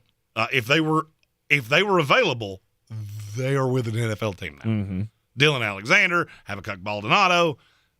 There was a lot of talent on this front. And to play the way he does, you really need somebody that can take some of that attention away. Vita Vea is not a great pass rusher. You can admit that as easily as I can. Yeah. I don't like this fit at all. I loved him in a 4-man front with New Orleans with Cameron Jordan on the outside. I felt like that was a better path to success for him. But that's why they did this. That's why they went and got Kalijah Kancey, because he is the defensive tackle that can give you some pass rush where Vita Vea doesn't really do that for you. And to me, this is just more of what I've seen them do in the past. There are certain front offices that just have blind spots in certain places. Mm-hmm. And I think you're seeing what you want to see because he was the one that fit that need. That was not who I would have taken there. I've been just unabashedly honest about that from the jump. Mm-hmm. I did like Cody Mauch. I like Diaby. Really not a ton else that I loved in this class. Yeah, no, there wasn't a lot else to like, but as long as you can hit one. Carrington Valentine, if I want to be nice about another player. I was going to say, to me, that's what you look at a Tampa Bay Buccaneers draft, you got to hope for one. You got to hope one of these guys hits. And I think that guy's going to be Cody Mauch. I really do. Why? Just because he's toothless and has long hair like many of your 100%. previous linemen that have been good? 100%. He comes in, he fits. The Tampa Bay Buccaneers, they have a type. They do. He could play on the inside. Don't want him to play on the outside, but we don't have a tackle. That's the big thing that I got out of this was I I don't know that you nailed a tackle because Cody Mock's projected to be a guard. Just some. Some think he can play tackle. So, yeah, I had this as a C-. I have it as a duh plus. And finally, the Washington Commanders. How did they do in the 2023 NFL Draft, Jeremy? I like this class better than I think some others do. And look, you're really late on the secondary and the offensive line. Mm-hmm. I said going into this draft, your biggest needs are in the secondary, the offensive line. Emmanuel Forbes, I said this in the waning days of the draftmas process. There were teams that had passed Joey Porter with Emmanuel Forbes. What I didn't expect was that there was a team that had passed Christian Gonzalez with Emmanuel Forbes, which is what Washington did. And I think they're getting dinged for that. I don't think they should. I like Gonzalez a lot, and we'll talk about that with New England tomorrow. But Emmanuel Forbes is a guy that I think can come in and play right away. I think he's a very talented player. I like him with Quan Martin. I think they might have taken him a little high. They have a higher grade on Ricky Stromberg than I did. I love Braden Daniels, the kid out of Utah. I think he's a plug-and-play guard immediately. And then we get to one of my favorite values of the draft, KJ Henry at number 137. I'm going to say I've said it before, and I'll say it again. And I believe it even more so now that I know where those two are going. I fully believe KJ Henry is going to be a better pro than Miles Murphy.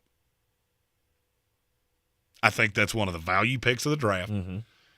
And so for me, the Washington Commanders are a solid B.